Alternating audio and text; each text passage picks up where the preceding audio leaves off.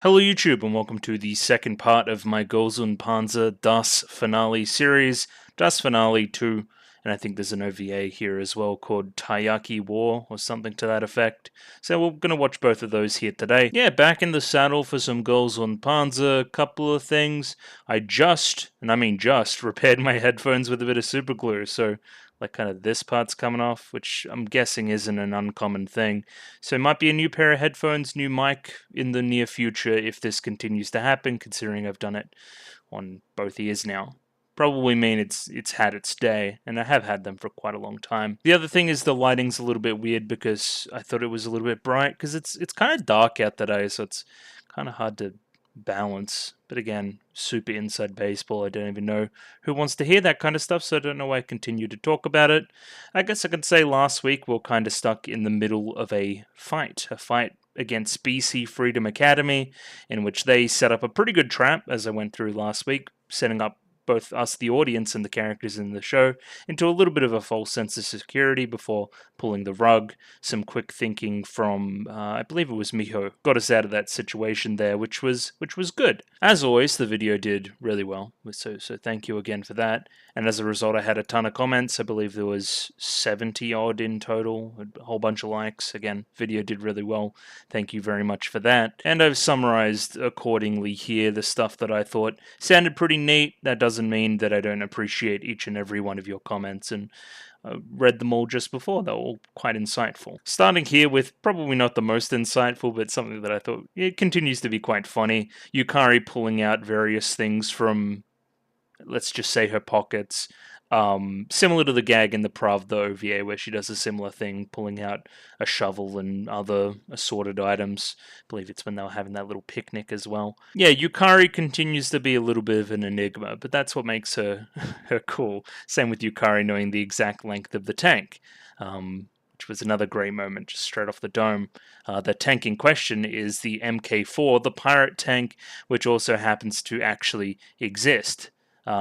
The Mark I, one of the first tanks ever, was used in 1916. This is a variation on it, the Mark IV. First used at the Battle of, let's say, Messines Ridge? Sure. I'm very bad at this. But yeah, predates a ton of the tanks in the show. Like, just for an example, Panzer IV, firmly a World War II tank. This is a World War I tank. So I don't know if I wrote down the stuff about the land ships and all that as well, but they were, colloquially known as land ships for a while, and then the tank nomenclature took over time. Tank originally being used as somewhat of a code name to hide what they're actually spending their money on. BC Freedom Academy. This was a big one and thus has some sub-points. What is BC Freedom Academy based off of? Well, a number of things, right? Broadly France, we could say France, but different eras during France for sure. The most direct and obvious one would be in the name. So it's BC Freedom Academy. First we have BC, name based off, I'm going to say Vichy, France. BC, Vichy. Is that something? Is that anything? Which was the French government that collaborated with Germany during occupation. Essentially, they were, that way inclined, as opposed to the freedom, which comes from the Free France, which is also Charles de Gaulle France, I think, maybe? Yes, on my cursory Google search, this is also correct. They were sided with the Allies. So again, if we've got two factions warring, representing two different sides, at different points being the establishment and the rest, I guess, the individual and the establishment at various points during history, then yeah, this connects for sure. These two sides eventually merged, and when I say eventually, I mean took a long time, and yeah, it's the France we know today, and some weird way. Again, I'm skipping a lot of history there. The one that I zeroed in on was revolutionary France. There was a number of ideas here, of course. Specifically, there was some ass slapping and some cake eating, which I think is in reference to the most direct reference, of course, being the commander, Marie, again, eating the cake, Marie Antoinette.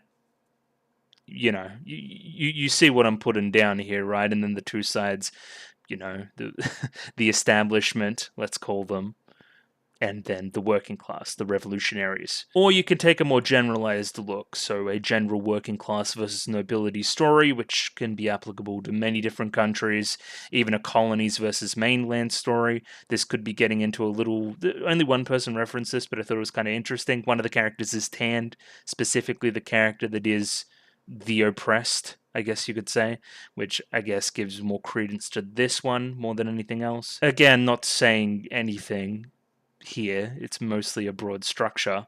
But yeah, there's many different and valid interpretations here, which I do enjoy. Even some of the Rose of Versailles stuff, if the people don't know, it's a very old, I'd imagine, manga and anime. Very, historically well regarded. A basis for a number of shoujo in that vein. One of the characters here could be seen as a reference to Lady Oscar, and I believe another character as well. And then they ship those two characters. So what do you know? Shoujo, Yuri, whatever other directions you want to go there, all kind of have lines back to Rose of Versailles, at least the way I understand it. This left me with a bit of a question. What does this mean for the other school that had that French name? I'd imagine this is Maginot? I cannot say. I do not know. I think one commenter said they're based off pre-war France, a little bit more Napoleonic. But again, we may see in the future. Moving on to other stuff, we have the pirate team, which has a bunch of pirate nicknames, including Flint, Rum, Cutlass, Ojin, which is like gin. And they also reference Captain Kidd, who is a not-so-successful pirate in real life who had a real buried treasure. Needless to say, they did their research on pirates as much as they do their research on the rest of the tank stuff.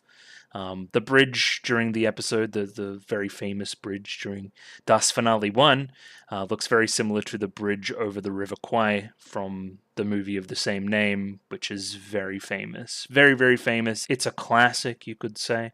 I have not seen such a film. Well, actually, I just looked it up. The name of the film is Bridge on the River Kwai. Weird. Okay. Anyway, that could be a little bit of a, what do you call it? Mandela effect. I don't know. Maybe I'm just stupid. I don't know. That would be likely as well. Moving swiftly onwards, Japan seemingly has way more tolerance for shorter lengths when it comes to theater releases, right? There was a number of kind of examples in the comments of this happening specifically in the anime sphere. You would not be surprised to find 1 hour anime TV movies in a theater in Japan. It just happens, right? So when Girls und Panzer comes out with a 50-minute thing that you go and sit in a movie theater and see, then this is not out of the ordinary. Where it may be for me, where when I sit down in a movie theater, considering what it is, I would expect 90 minutes, you would think, generally, unless it's like a kid's movie. But even then, 90 minutes is pretty much what you want to hit to be considered like a real movie, I guess. Not to slight Das Finale 1 at all. I think that's kind of neat. I wish we would do that a little bit more. And apparently these two next segments only up and up the production value to the point where it would be necessary to see this in a theater. Next up, we have the song associated with BC Freedom Academy, the Onion song. It has a French name that I butchered last week, but it's a French marching standard from the Napoleonic Wars. They aren't going to share their onions with the Austrians, or dogs for that matter, I think. They want to keep all the onions for themselves, which I guess is fair enough. I like an onion myself. Either way, moving swiftly onwards once again, Johannesburg, the line there is in reference to the city's infamy, based on crime rates, slums, etc., which has apparently been cleaned up. So again, the main idea here was that it was cleaned up for the World Cup, which was in 2010. I was not cognizant of Johannesburg existing probably before 2010, so that hence why I don't know the reputation probably, right? But yeah, I never knew this, so I guess you learn something new every day. The naming of the plan, Hair of Inaba, is based off the old myth, which I think I saw maybe a fucking Professor Layton puzzle based around, maybe. I've got it in the old noggin somewhere. But essentially a hare tricks a bunch of sea creatures or sharks or whatever into lining up into a bridge to cross across. I've definitely seen it in some. It rings bells for sure. The flag stuff, which Sarai figures out, which I believe one of the pirate crew is using, it's known as flag semaphore, right? And it's used to communicate on ships. What is interesting is that tanks also used it to communicate during early World War II when radios weren't equipped all the time, right? So hence when Sari goes to learn this radio stuff, she picks up some of it and is able to apply that, which I think is funny. It's a connection between, being on the sea and something that somebody that drives tanks would potentially know. I think that's cool. Rounding out here, we have the card suits on the French tanks. They're like the differentiating factor for each of the tanks, right? So, like the animals for Ori, we have like anglerfish, turtle, duck. They would have like Queen of Hearts or Ace of Spades or anything else in between, right? I guess moving on to predictions, we have an OVA here, which I don't think is going to slot in between it all, so it's going to be something else entirely. Again, it's called Taiyaki. I'd imagine it's going to feature some taiyaki. Maybe they cook some. I don't know how that's going to go, but we're just going to jump in. It's 10 minutes. I doubt that I'll have a whole lot to say about it, but again, we're doing it all, so we're going to do it all. For Dust Finale 2 in particular, I'd imagine the first 15 minutes or so is going to be finishing off this before setting up another conflict that we're going to jump into. Maybe quicker, maybe slower. I don't know. Maybe this will encompass most of part 2 or more of part 3. I don't know. Will there be any downtime between this fight and the next fight? I do not know. But yeah, I would imagine we win. It would be a pretty lame Dust finale if or I lost this early in the bracket. Either way, I'm here for the girls supporting Momo trying to get into the college of her choice, which I guess is the stakes here, which is kind of fascinating. Either way, I'm going to watch that OVA first, but in both cases, shill stuff. So if you like the video, consider liking the video. If you like the video and you want to see more, consider subscribing to the channel. Comment below anything you thought about the episode, anything I can do to improve my presentation. Comment below. I'm doing follow for follow on Twitter, so follow me on Twitter if you'd like me to follow you back. And the Discord, join Discord, love Discord, Discord. And yeah, jumping into Taiyaki War, und Panzer OVA coming up very, very shortly. Rightio, I have the OVA up there ready to go. I keep messing with the lighting, man. I don't know how to get it perfect. I really just wish it was sunny out. Anyway, yeah, 10 minutes and 48 seconds on this one, sync up accordingly. Still running AK submarines, which will be the same for Dust Finale 2. Did I say picture in picture? Picture in picture if I didn't say that already. But also, I'm just going to give it a 3, 2, 1 and jump in. Radio? 3, 2, 1, go. Oh, okay, yeah. I member. I very much member. Oh, I could use some cake. I haven't had lunch yet, by the way. Escaleta.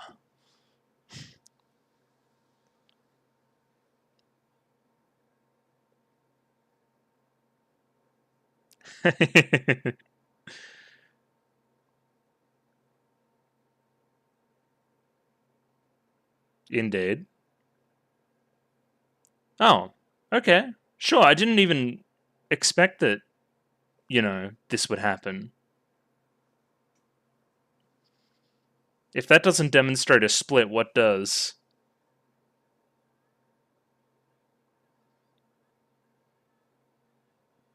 We love the onions. Yeah, this shit's crazy. Yep, mm-hmm.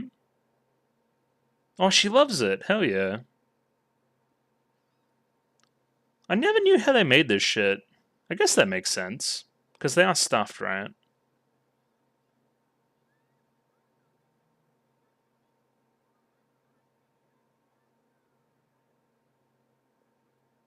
Yeah, well, yeah. Why are you guys even here?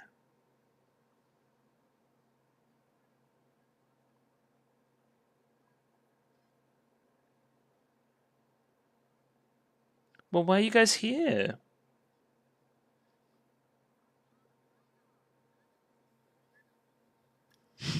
Pabriz. That's pretty good. Why?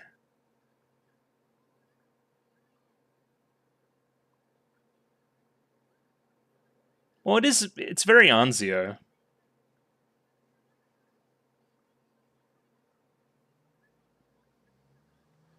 Yeah, we love some street food. Hell yeah.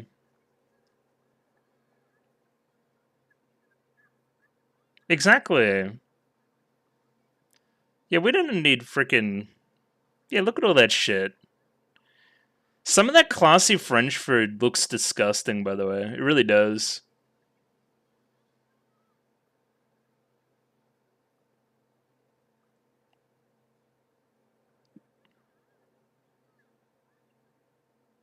We need some good old-fashioned British food to come in here and, you know, ruin everyone's day. That'll unite them.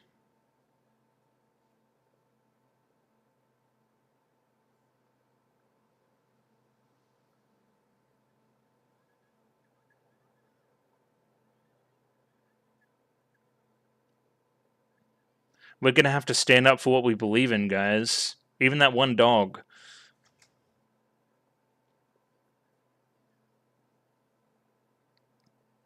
What a revolutionary. Whoa. Yeah, we the frickin' people, dude. Let's go.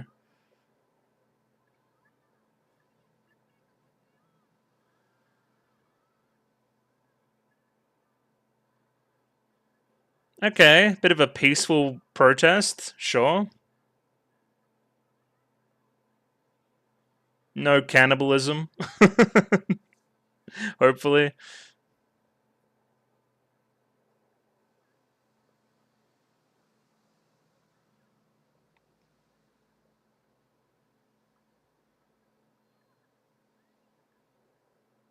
Why are they like SWAT with baguettes? It's just, what are we doing here?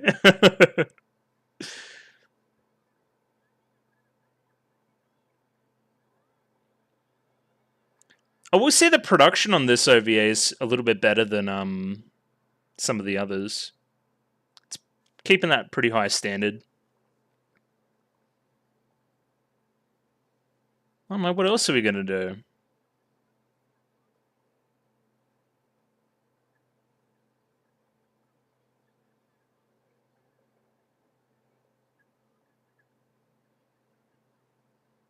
Love the way she says escalator.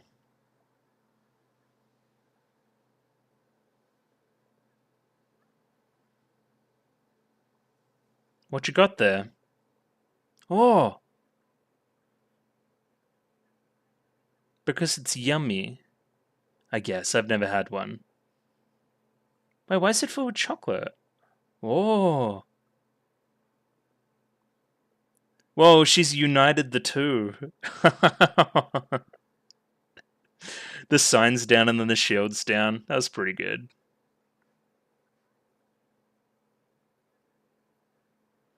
Damn, and there was never any war again.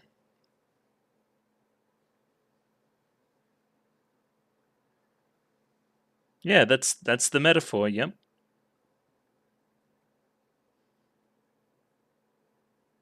Exactly. Maybe we're better together after all.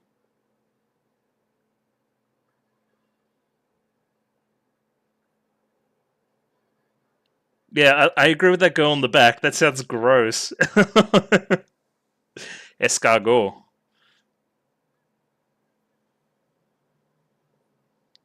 Yeah, let's try and take out Ori together. It's extremely strong.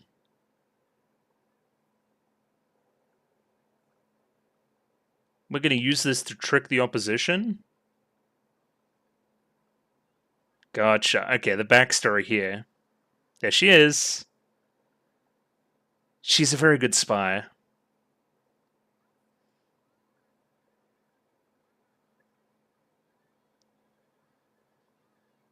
So, okay, that explains one of my plot holes, I guess, which is why were they arguing when the lots got drawn?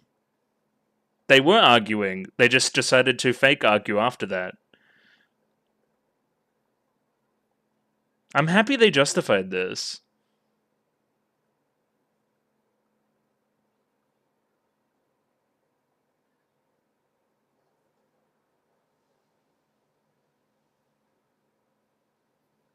Also, seeing the way she films it is great too, because you could probably match this up with the segment in the finale.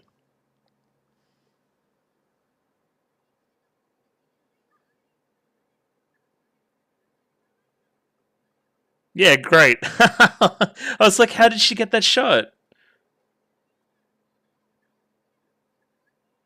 Oh, the blush.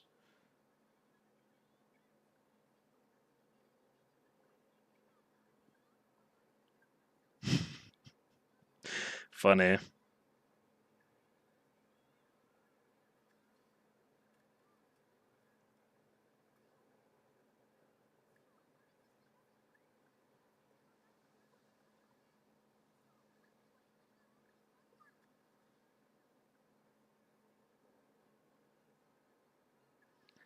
Is Yukari stupid? Kato.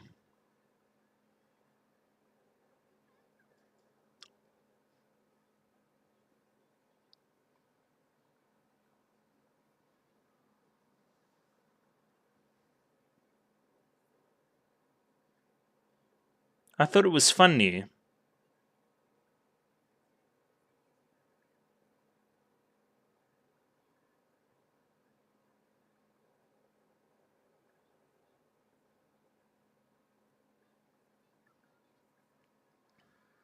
Oh. And then we get a little song again. Is that the end? Oh no, there's still a little bit. I was gonna say it felt like it was short. Yeah, but so when they did that meeting during the bracket, oh, and just ED. Okay, sure. Um, I was like, are they already acting? No, they weren't. And then they just took what they were doing already. They've united under the Choco Taiyaki Alliance, and and that's why they're nice to each other now. And they kind of use that fuel into their act. And now we get their version of the ED, of course. I'm interested to see these guys continue.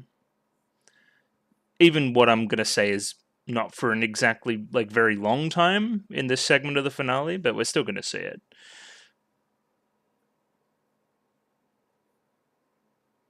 And we're seemingly using different instrumentation for this song now. I forget if this was the exact same as the one during the end of Das Finale 1. It does sound familiar. I don't know.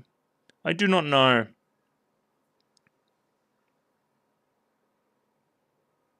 Little Yukari up there. Hell yeah.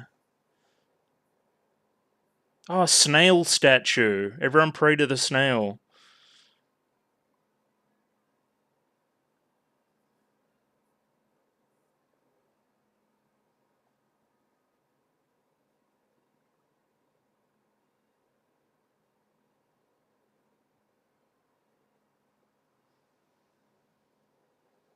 It's just kind of a bop. Alright, and now our thrilling conclusion in the next segment that isn't Taiyaki War. Looking forward to it. Oh, after this project. Yeah, I don't know, that was pretty good. It kind of filled in a nice gap there, which I thought was not exactly a plot hole last week, but kind of. And yeah, we know a little bit more about the I guess relationship between the three main girls of BC Freedom, and now we're going to see how that plays out in Das Finale 2. Genuinely enjoyable. I would recommend this as part of your viewing experience. I've liked this more than some of the other OVAs, which have been a little bit ancillary, really. Yeah, this one's good. I would recommend this one. Yeah, but now moving on to Das Finale 2. I guess I should also say I had something called like Momo's special lecture or something that I could do as well. It only goes for a minute and a half, but I'm probably gonna wait till after this to just like see what it is. Probably just like click into it and have a look. I guess I should also say that I'm probably just gonna react to this and then do the rest the next day because I'm kind of tuckered out and stuff and got something on this afternoon. So we'll figure it all out in the end. Either way, 54 minutes and 57 seconds on this one, so sync up accordingly. AK submarines and picture in picture, of course. The two things I always say. Either way, just going to give this a 3, 2, 1 and jump right in. Radio? 3, 2, 1, go. Show gate. Indeed. What am I looking at?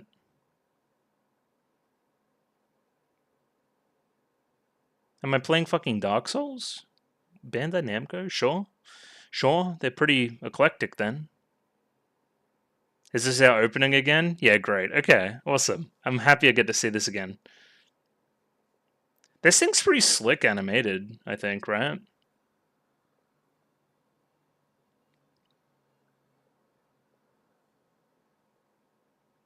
Shoot. Indeed. I'm recording.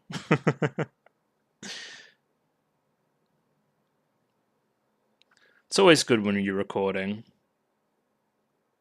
Yo, you see these Boko bears? Hell yeah. Hello, pirates. I don't think they were in the opening the first time. Also, yeah, somebody in the comments was talking about, like, the visuals in here are a little bit more generic, so don't expect things you see on screen here to be playing out in Dust Finale segments. It's to kind of protect against spoilers in that way.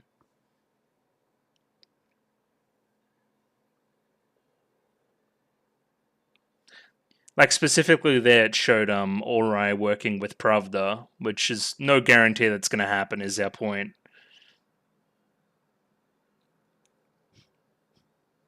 I guess Momo is kind of the focus, right? Hello, Alice. I'm gonna sound like Ellis. Alice. Bro, Punished Erica is crazy too. We love that. Alright, show me some content. Show me some content, baby. Yeah, we're back on solid ground.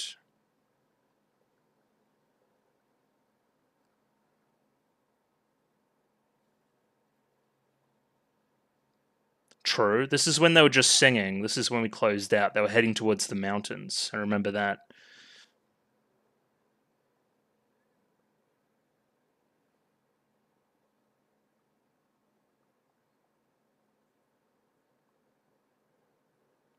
Where did she get so many cakes? The cream rises to the top? Yeah, I guess.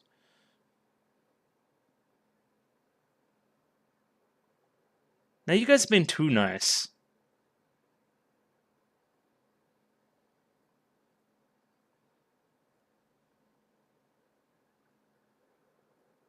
No, see, no, it's it's going the other direction now. Stop. Shut up, boo.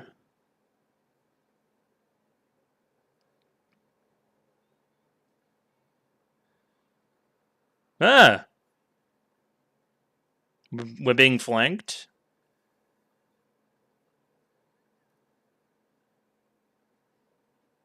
Free smoke.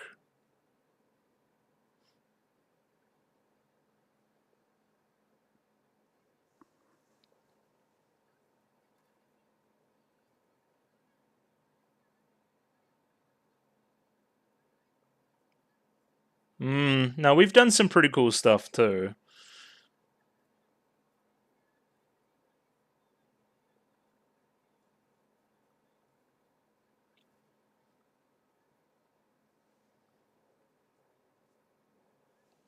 Exactly. Yeah, I was about to say the same thing.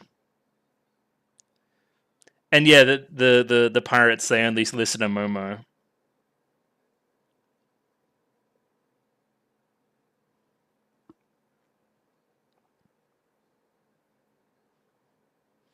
What's a bow cage? What was that?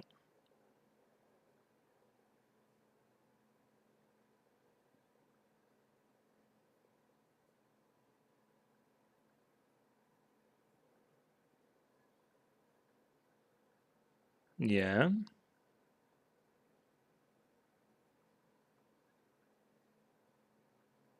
Oh, okay, sure.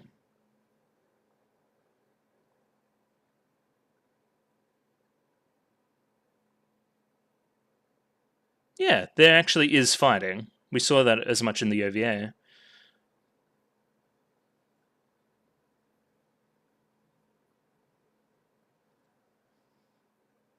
A game theory?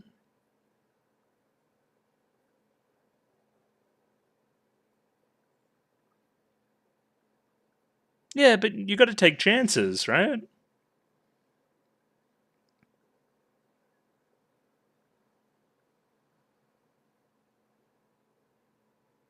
What about it?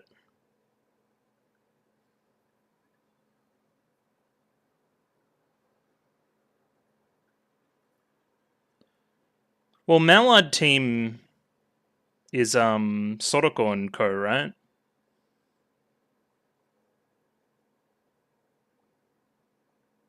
Oh, look at this French shit. I'm guessing that's what that is then. Okay, cool.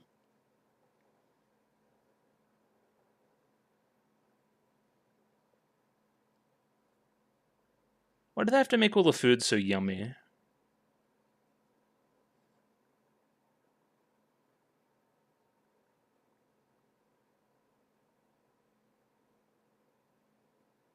Oh, I wonder if they see us coming.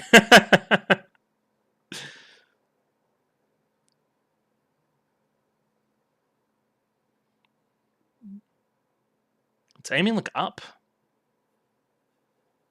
I guess you got to with the bit of loft.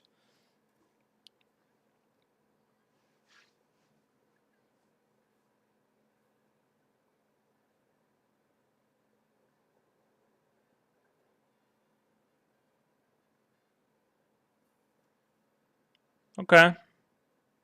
I'm guessing this is similar to an Ori situation where somebody's just gonna like get paid for their garden.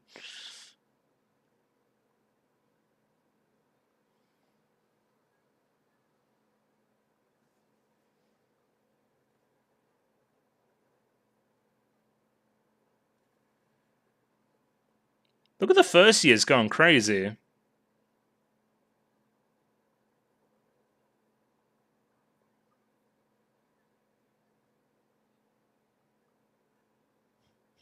Is that part of a car? Is that a car like fucking side mirror?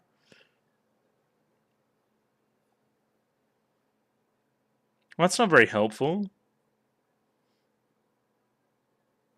That's nice though. We like the sailor's intuition.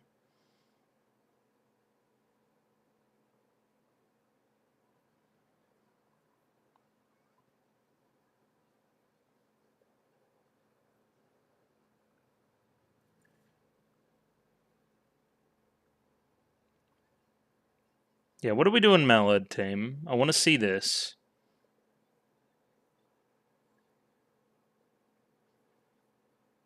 It's like drifting but slow.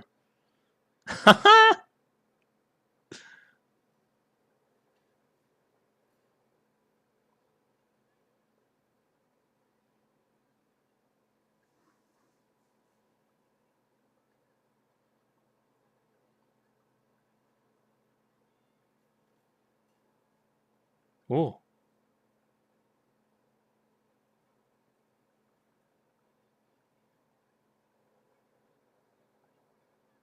Okay, great. All right. I understand now.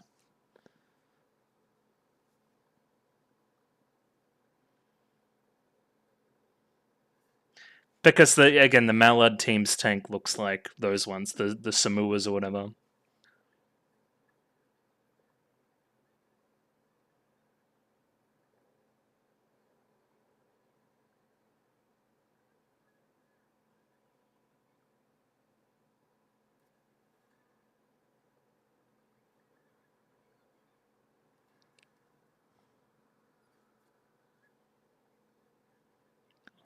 Bro, they're choking. Oh no.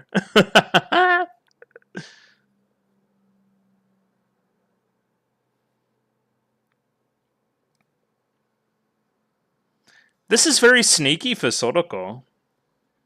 Like to be setting up this kind of thing.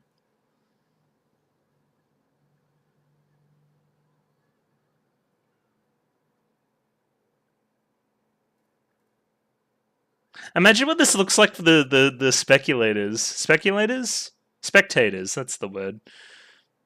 Speculators is something else. Yeah, but they're probably just watching. It's like, why are they fighting each other? Like, oh my god.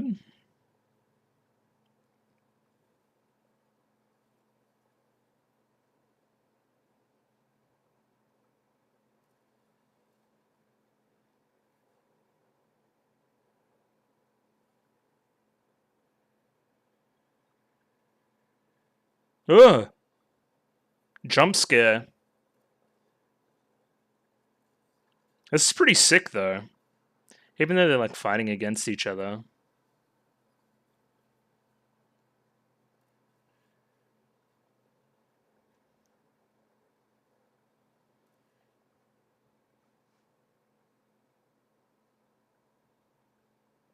She doesn't know.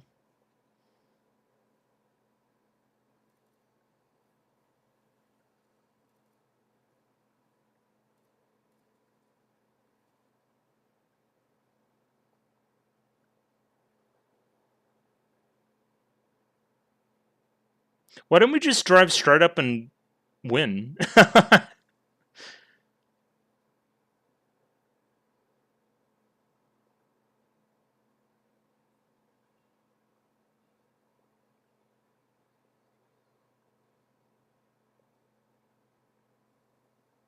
That was great. Okay, I love that animation, though.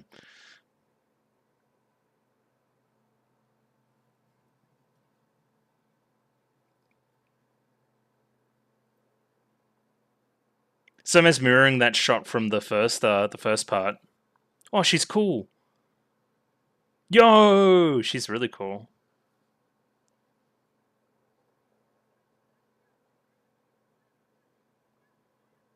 Why is she doing like flips and shit too?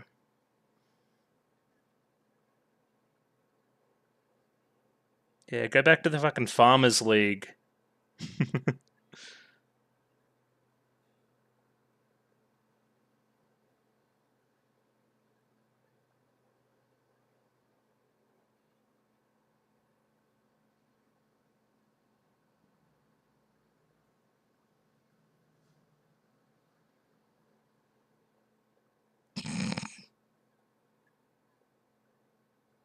Yeah, have some freaking cake.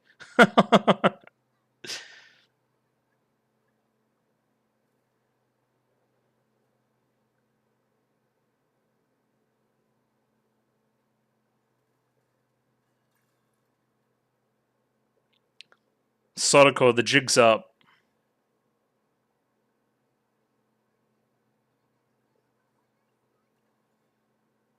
Yeah, that's a point blank kill.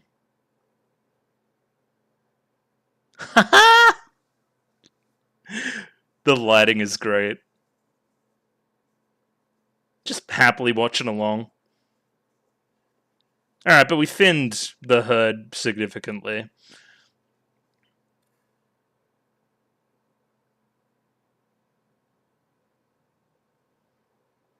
Alright, cool formation. True, true, true.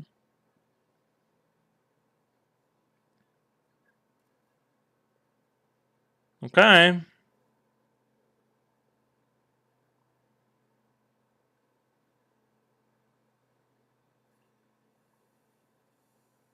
Some more cool first person stuff. Some of the bushes there are a bit funny. Who did we kill? Yo, they're kind of dominating. Thoughts? Oh wait, no. They didn't kill somebody. We killed somebody. Never mind.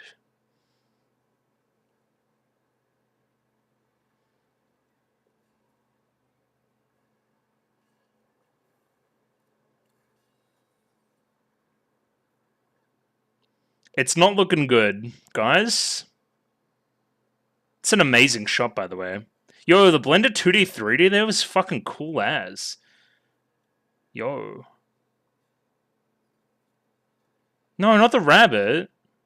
Alright.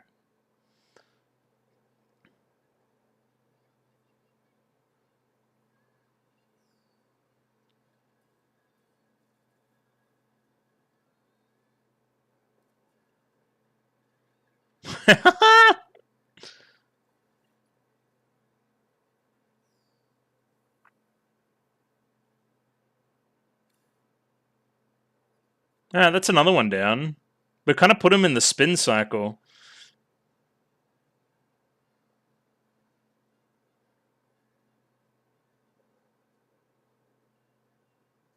Back to the onions. Good, good, good.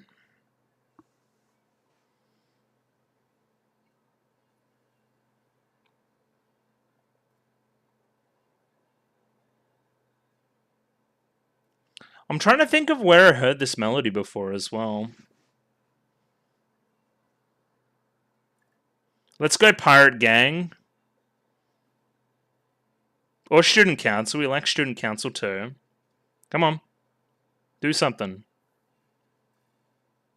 Hippo? Oh yeah, Hippo. I remember Hippo. History, of course.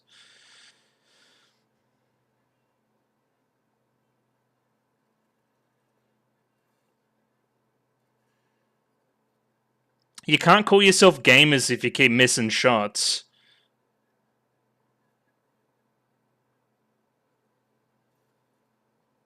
Oh, she took a bullet for her? That's cool.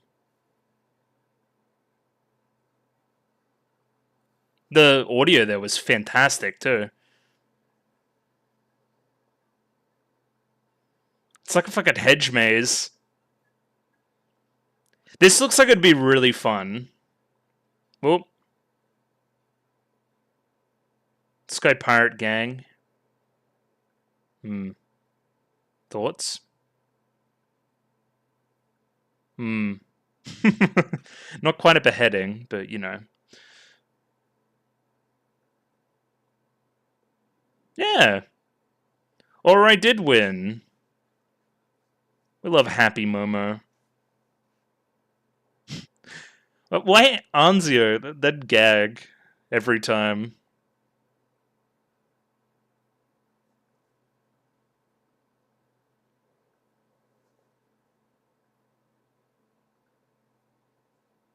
So which school was she a part of? Because they said two schools came together. Anyway, I digress. There's always next year. Until there isn't.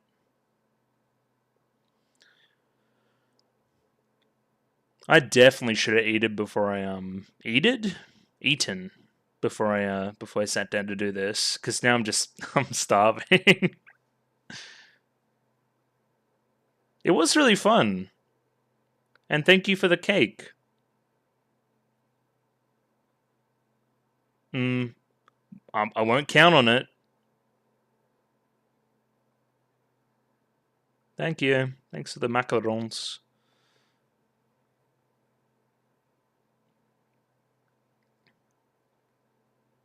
Sodoko's gone on a freaking G-Shock. Oh, they're gaming. Is it the gamers? Yeah, it reminds me of the remember the tank game on Wii? Remember that one? That game was kind of sick. It's real fishing.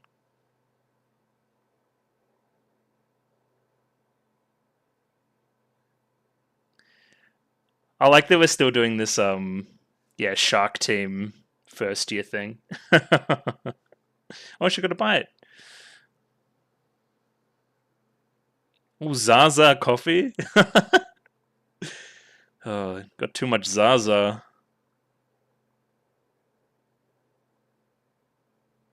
What a weird looking car.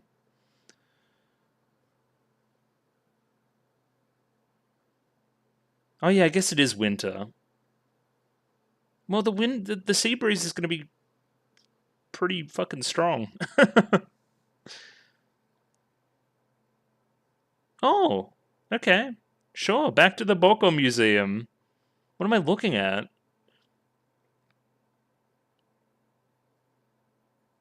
VR Boko game.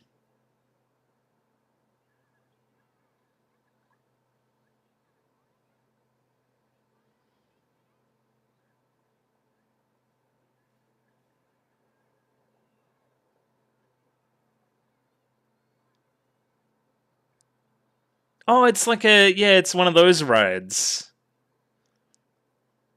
Yeah, great.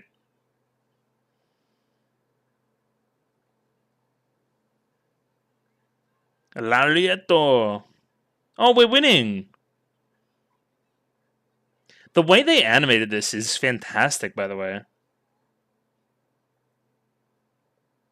What a great sequence.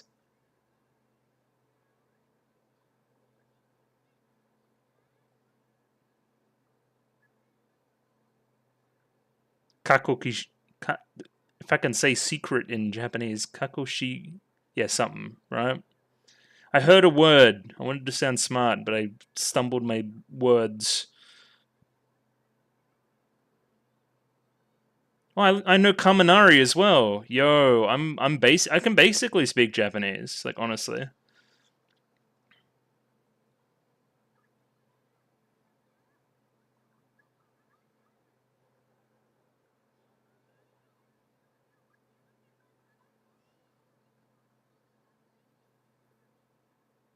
No, but he died in the end. It's almost like he's a Boko bear.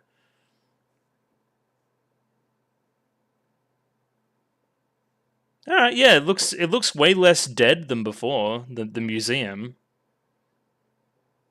Yeah, having that burger, that'll be $25, please. Shit's always so expensive at these places.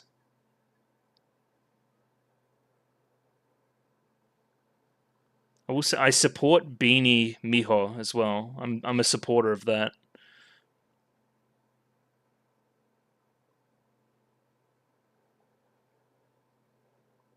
Why should you even need to pay? Didn't your mum fucking bankroll it?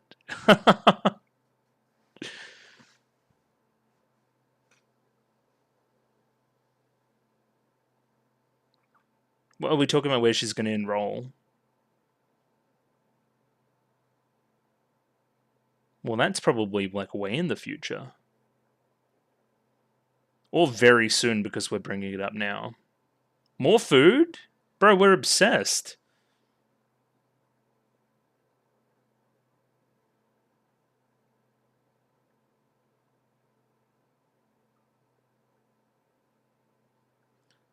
Why is she in town?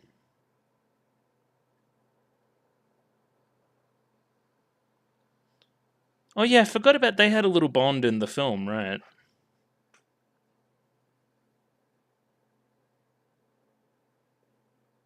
Favorite character though, for sure. Ah, what? It's not that serious. You guys gonna win? Who you got?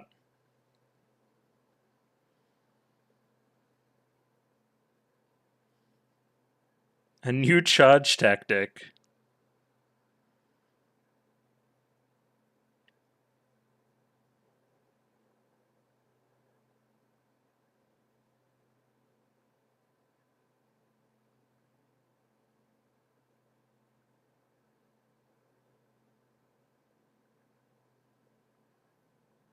Toss. Oh, like volleyball.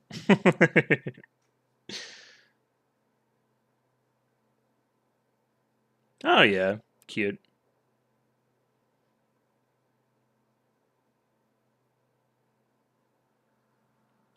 The illusion of choice.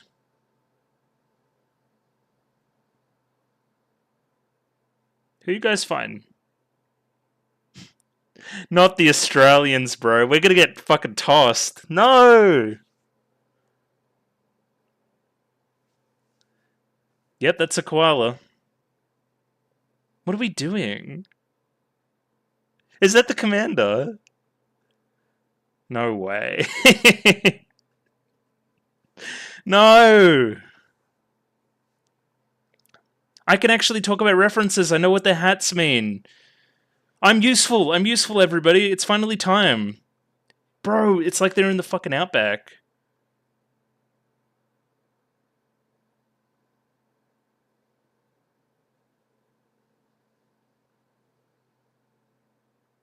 Did they, like, not charge? Was that the thing? Anyway.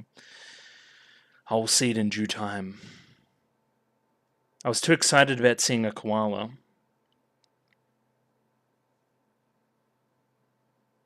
Still very serious.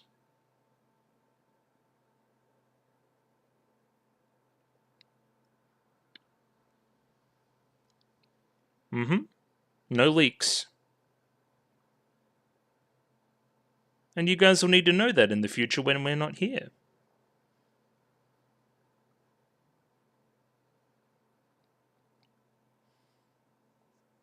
Whoa, this guy's out of a different show. That's a cute dog. Yeah. Thoughts?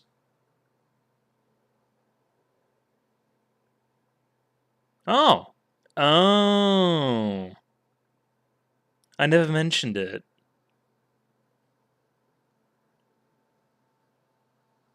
Please don't tell me Mum's sick. I don't know if I can do Mum's sick. Oh, she's a fucking... She has a ton of fucking siblings, though.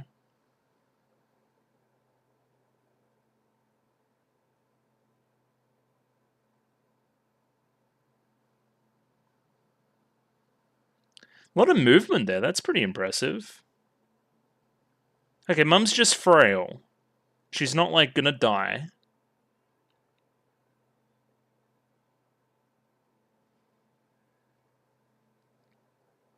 Yeah, you never talked about it at all, really. I think this is important, though, considering Momo's the central, I guess, factor of this, like, arc almost, right? Of this bracket.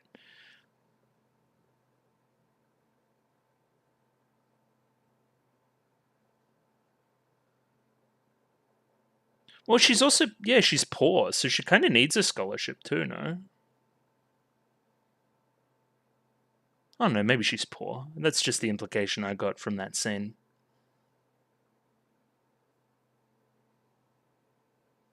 Yeah? Thoughts? Mm-hmm.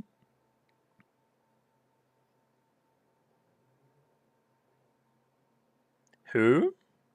Please tell me. Oh, okay. I guess I expected that happening.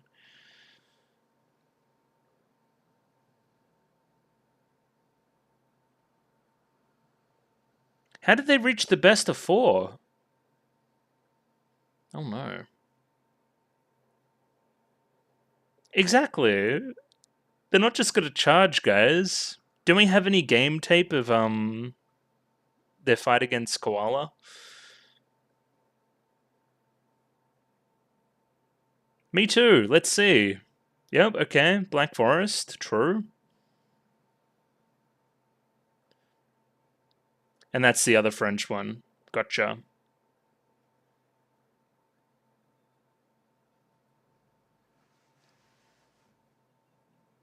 Bro, they're putting on a clinic. Was not close.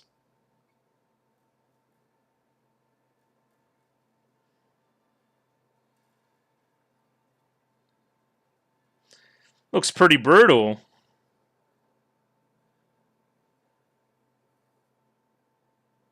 It's a fucking Viking school? What am I looking at?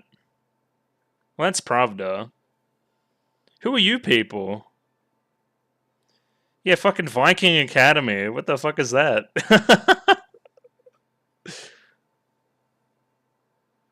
Yeah, but Pravda's through. They kind of fucking dominated. Who else we got here? Okay, Saunders. I don't know what kind of... Titty school. Okay, sure.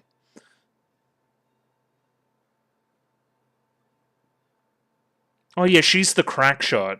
Yeah, bro. Okay, Glorianas. I love the settings here too. They're great. I didn't even see. That was like some fucking McDonald's school or something. I don't know what that was. Yep, the goats. True. And we're in the desert.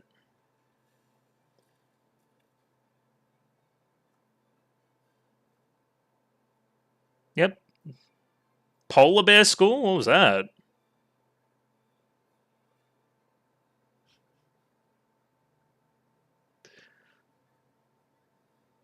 Let's go. Let's go, Anzio.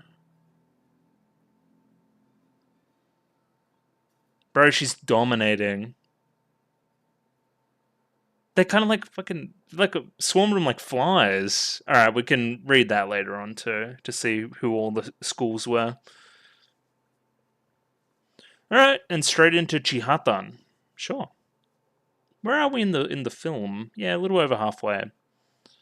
Or Das Finale, I should say. A very similar shot to before as well.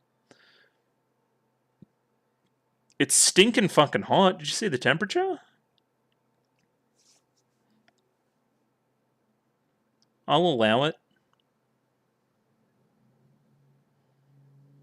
Hello, Nishi.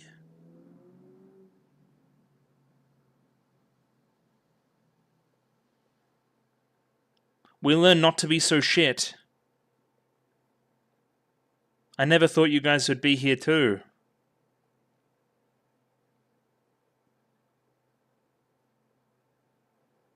We're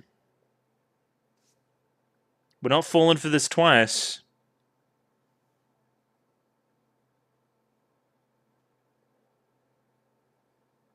Okay.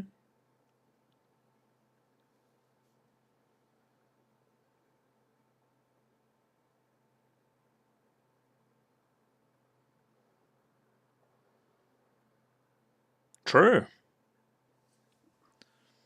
I'm guessing there's going to be like a ton of Japanese stuff in this, considering Chihaton, right?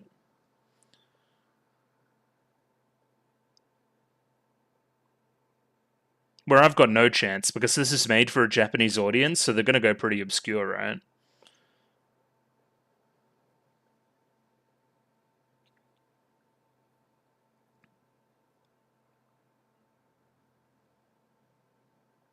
Be wary of the charge. It's almost like we're in the fucking Amazon.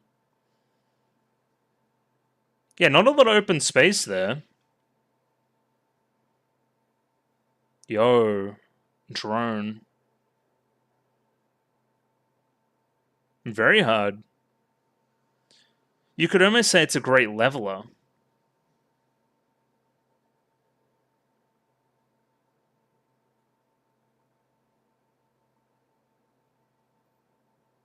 Probably not the best environment for you guys.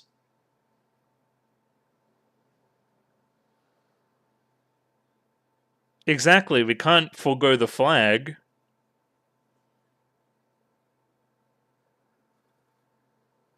I love her little sound effect as well.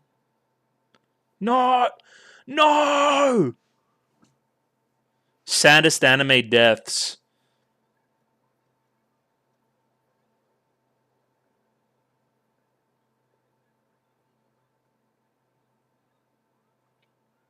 Yeah, frickin' flag burners.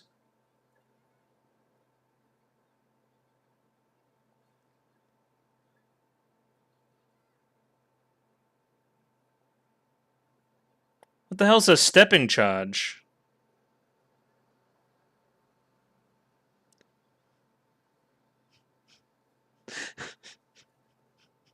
It's not a charge at all. It's the opposite of a charge.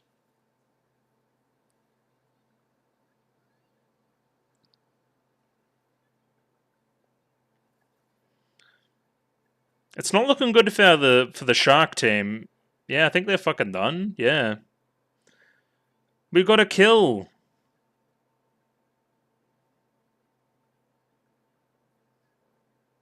Yeah, please explain.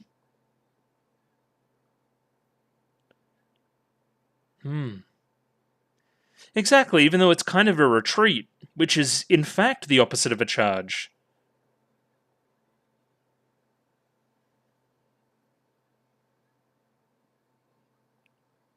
It's so funny that it's just a good strategy, but putting the word charge in it. No, they're competent.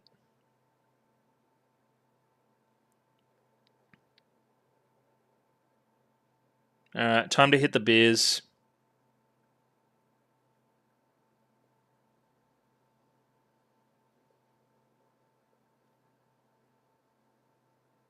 Oh shit, are we retiring the flag?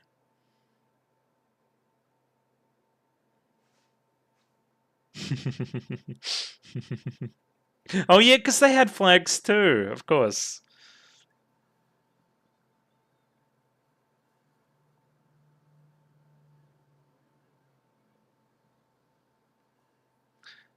They've become like the hit and run team. Oh my god. No, They're baiting us.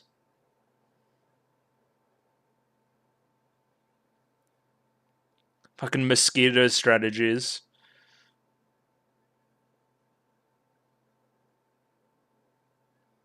I don't know what any of you guys are talking about, but sure.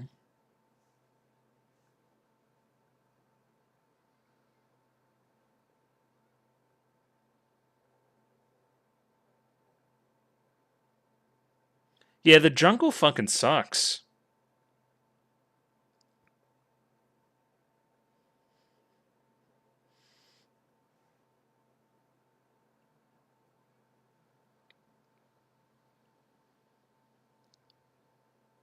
At least we're trying stuff. Yeah. Thoughts? Yep. Thank you. Very specific. I'm a bit worried about our heavier tanks getting bogged and stuff. The color palette here is crazy. It almost looks in this like it does outside. The hell's a rose bath? Sure. Sounds pretty luxury though. Yeah, look at this shit. We're slipping and sliding.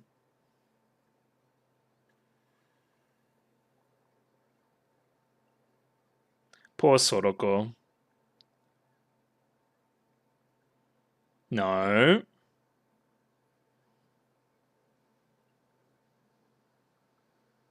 Not dirt off the ground from the fucking jungle. Some at a rally? Sure. What did I say? What did I say?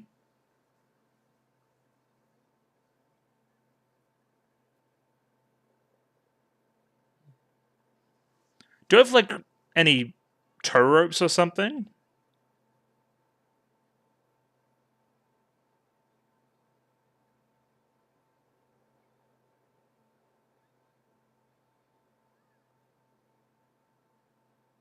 Okay.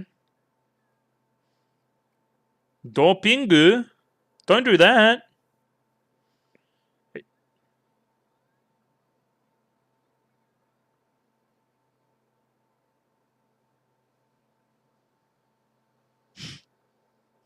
I've definitely been in this situation. Not a good feeling.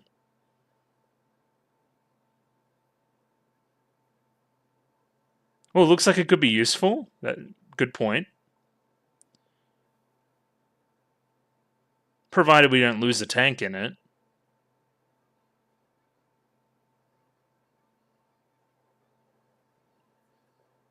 Jumper. Oh. Yo.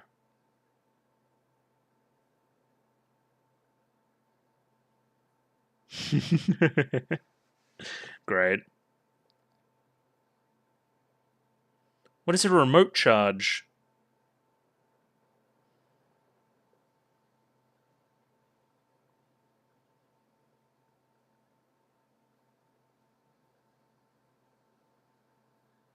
I love their dynamics. Great. It could be the same joke every time. I love these guys.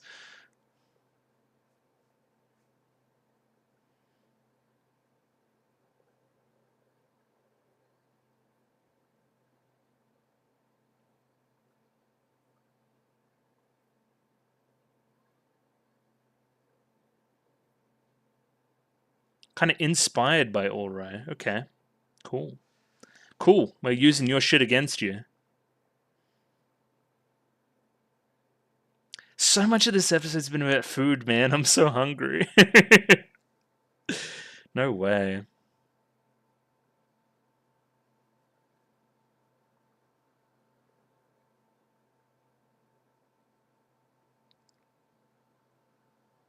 Yeah, let's do that after. It's in the fucking rice.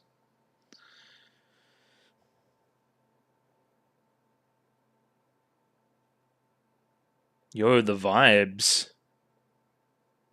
Love the colors here at Evernight. Them fucking onigiri balls or some shit. Is there fucking animals? It's fucking panthers or something out there.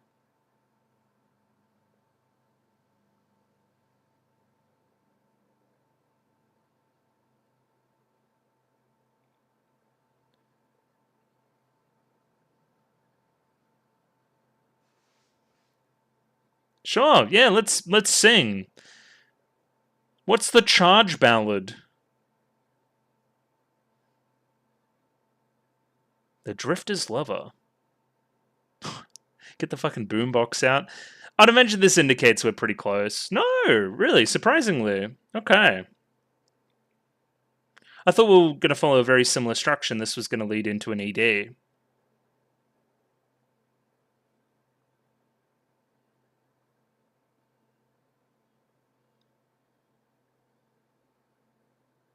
It's kind of a bop.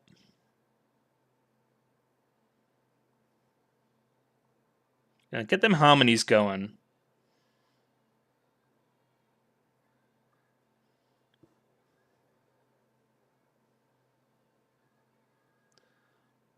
What a weird song. I would love to see the...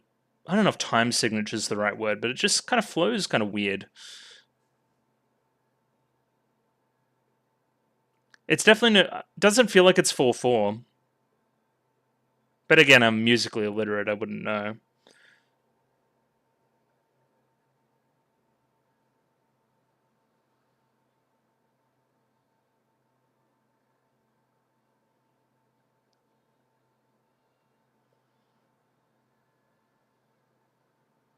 She's so based. Fukuda, right?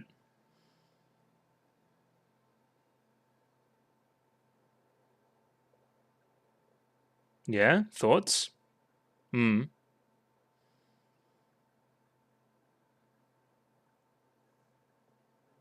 It's true. What's that?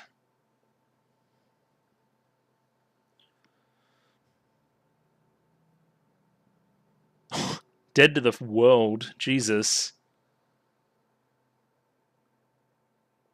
Fucking Mako is wired.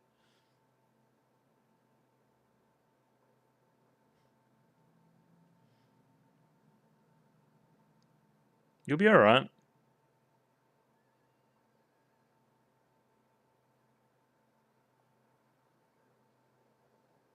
Don't, not twice. Bro, I don't like it either. Stop bullying Soroko.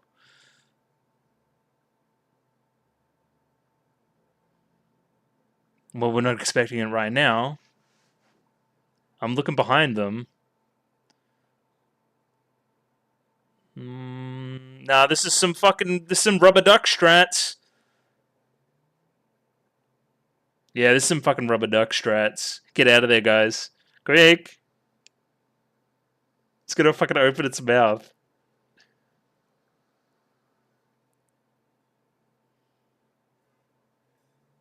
Yo. Oh, and it kind of exploded the, like, inflatable.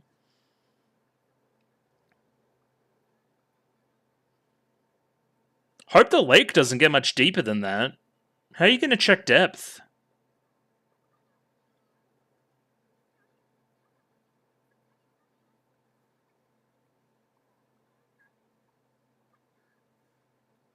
It's fucking most of them. They've kind of pincered us already.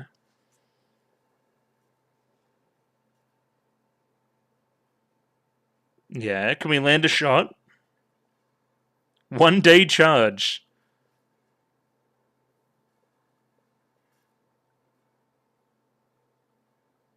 Oh, there's another one. Watch the flank.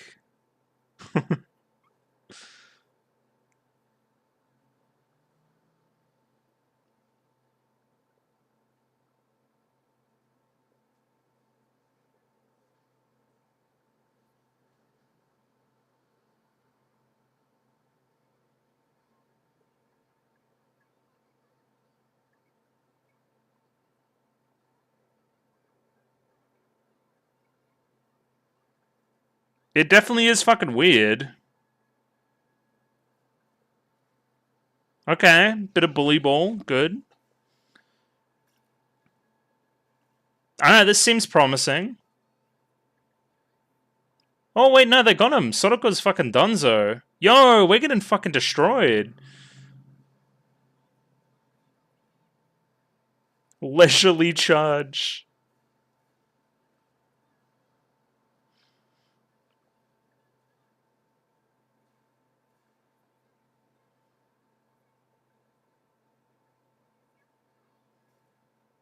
Okay. Did Momo train us all on how to shoot?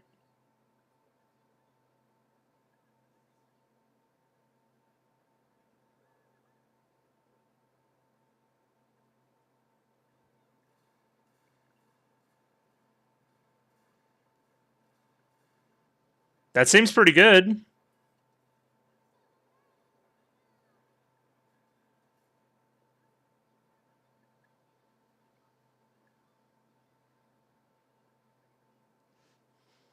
Bro, we're getting dominated. Oh shit.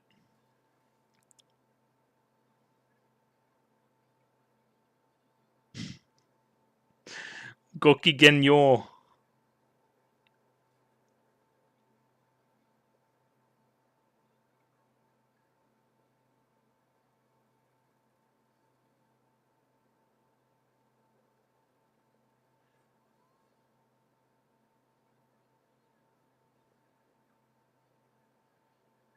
We need a pit.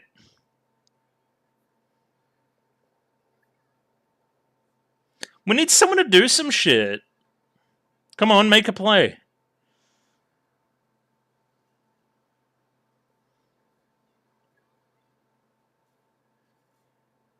Come on, give me something. Show me something, guys.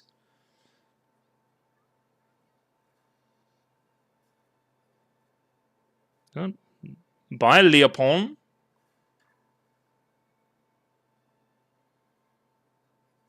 Have they even lost it? Okay, they lost a tank.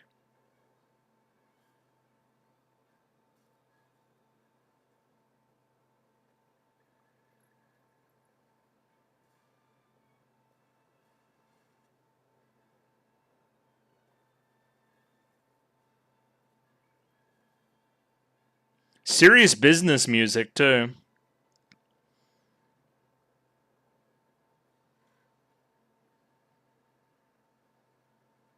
Alright, we're running off.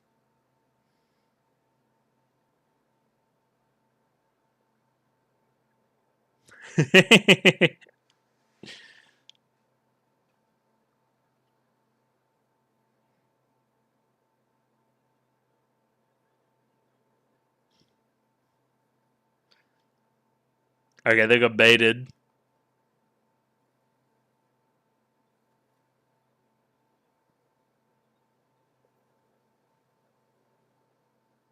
Yeah?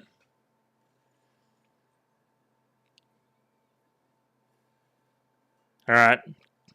Get destroyed.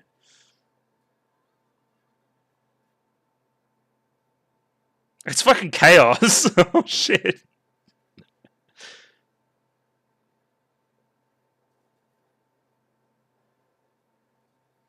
Yeah, okay, chuck a Yui.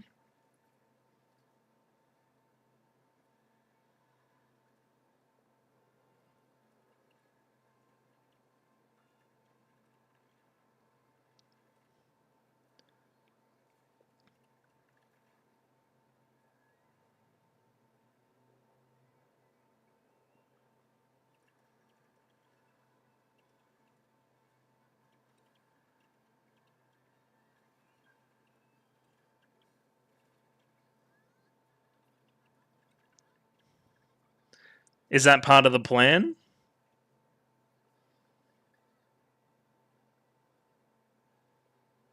I find it very impressive that it's nighttime, but it's still pretty clear to see what's going on. And there's a bunch of fucking trees in the way, too.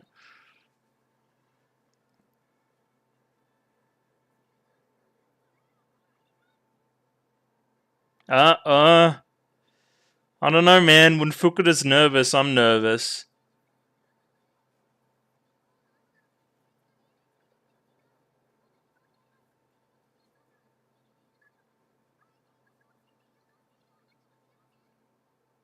Oh. Is it too late? It's too late for some of you.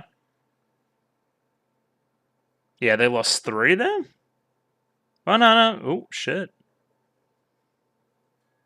Now, that's pretty close to everybody, guys. Alright, shit. It was too little too late.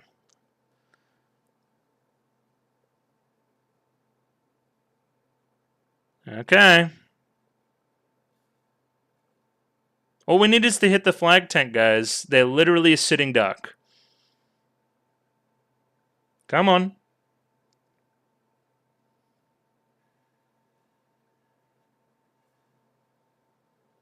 Oh shit, the rubble? Yo. Fucking Rockfall goes crazy. That was fabulous.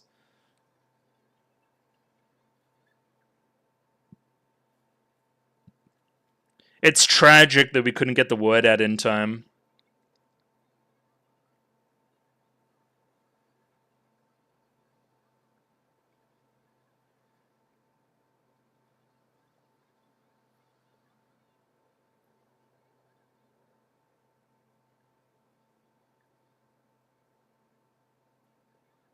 Oh!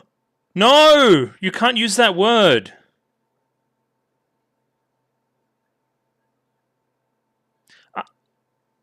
Is Ore stupid? Land a shot. What are we doing?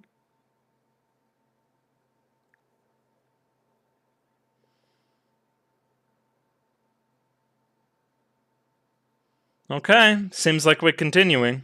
I was wondering if that was where the fight was going to end.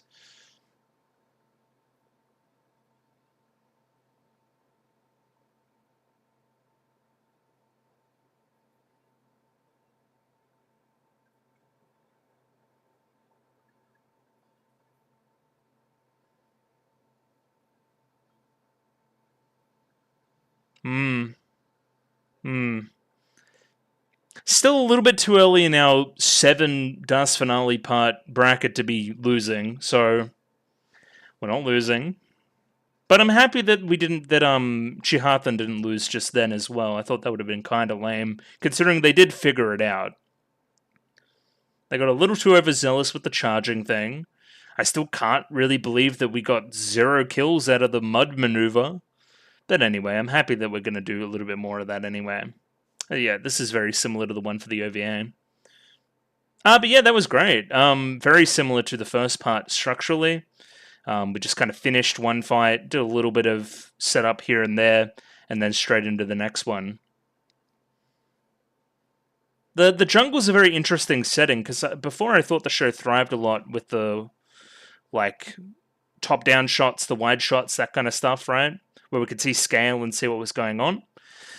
But the jungle's fucking chaos. But still, you can. I'm very happy we chose Chihathan to do this setting with, because the tanks, you can kind of distinguish them from the other ones pretty easily.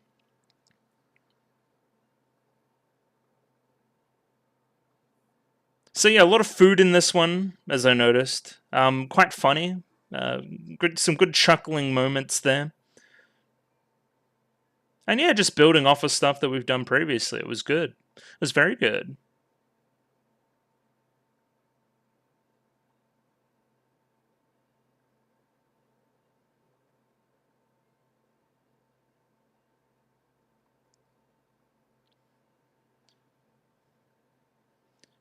And in thinking about the first segment, Taiyaki War is actually pretty necessary for setting up what's actually going on there. Interesting. Anything else? Just the finale project? Sure. And yeah, nothing else there. Yeah, had a great time here, but yeah, we're gonna continue this tomorrow. Gonna record a little bit more and, you know, see what we're feeling about Girls und Panzer Das Finale Part 2 in a little bit more detail. And we're back a couple days later to have a look at Girls und Panzer Das Finale 2, which overall was a blast. I had a great time here.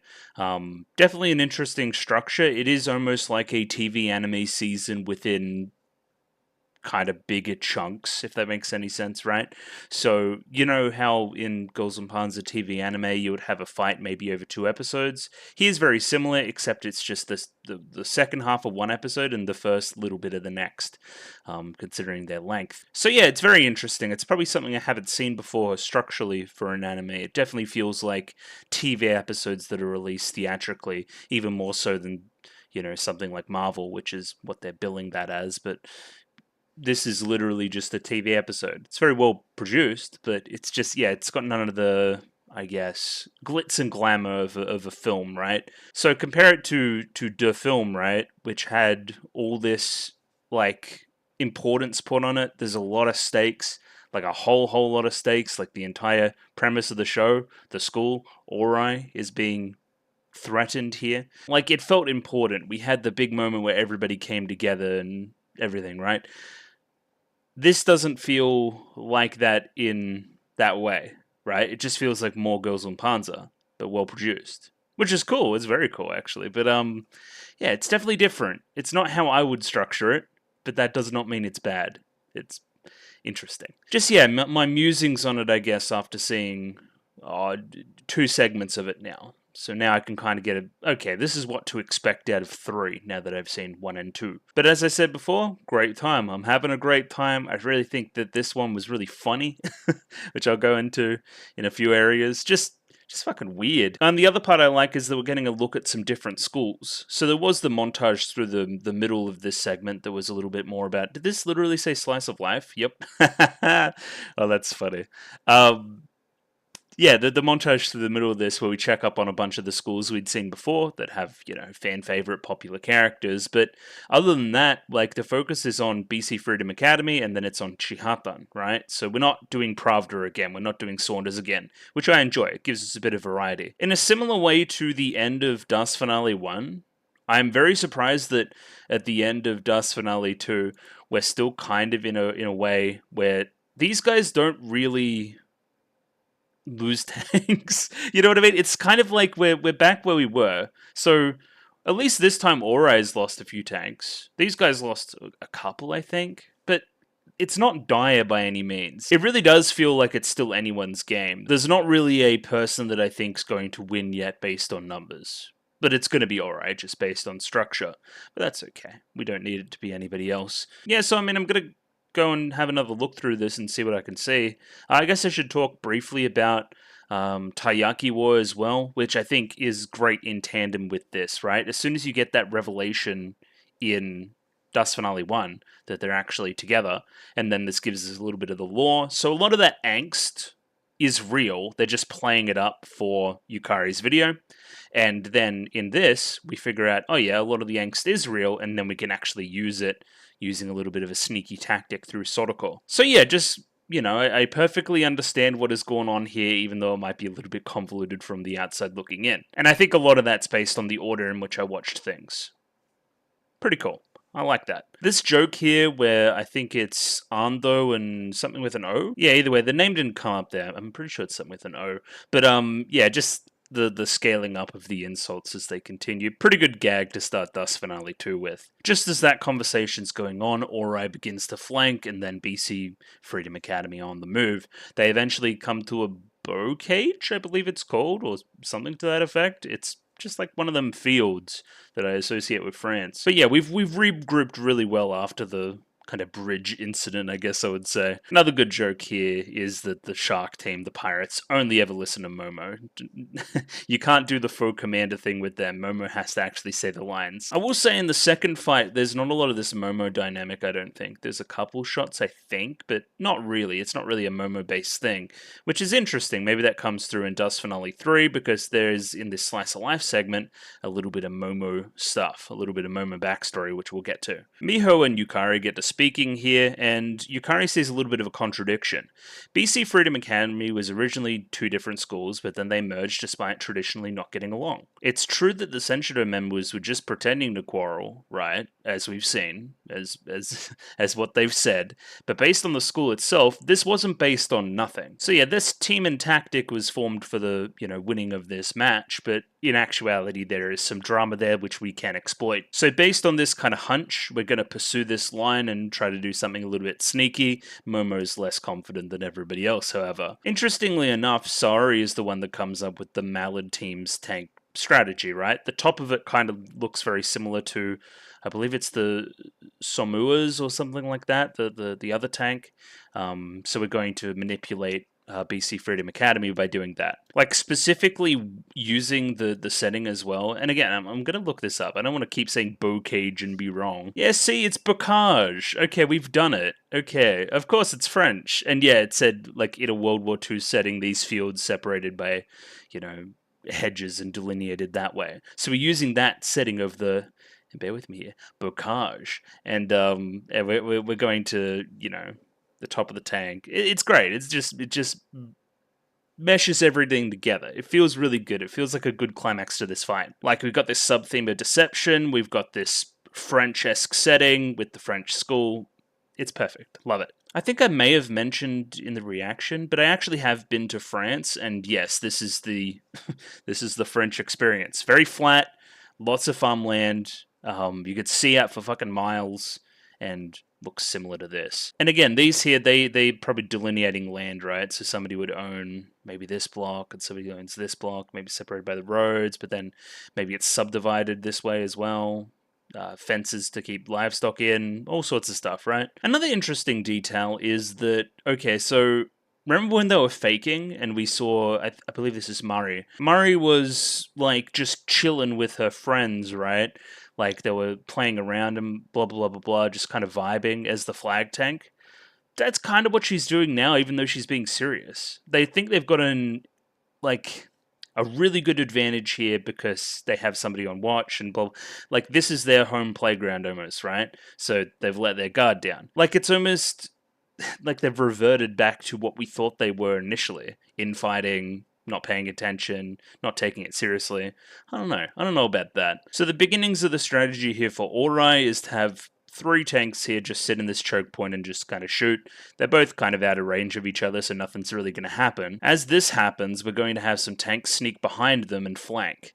As we can see here, this is a great visual setup. We can only really see the top of the tanks, right? So it's very hard to delineate who is who. I love the tactics coming through here. Now, the first years are just calling out all the positions of all the tanks, right? So now we can plan around that. And now the Mallard team moving forward. Now it has all that information, it can act upon it. This is weird too, the tank's kind of crawling forward like that. That's very interesting. Like, yeah. I wonder if that's like a real thing. Oshida is the name of the other. Okay, gotcha. So it's Ando and Oshida. Okay, cool. I'm getting names slowly. And this is the first instance of it, right? So you're similar to the Somuas or whatever. Again, I'm really struggling with that tank. And yeah, those tanks, they represent the kind of lower class, the students that transferred in as opposed to the escalator students. Like, that's what starts this, right? Is that this represents one side of the conflict, and then there's another tank, and then it just snowballs from there, right? Specifically, this moment here is the one that sets it all off. Perfect positioning. Just makes it look like they're trolling. And yeah, it spirals out from there, and they basically lose because of this tactic. Yep, look, they've already taken out one of their own tanks there. Great.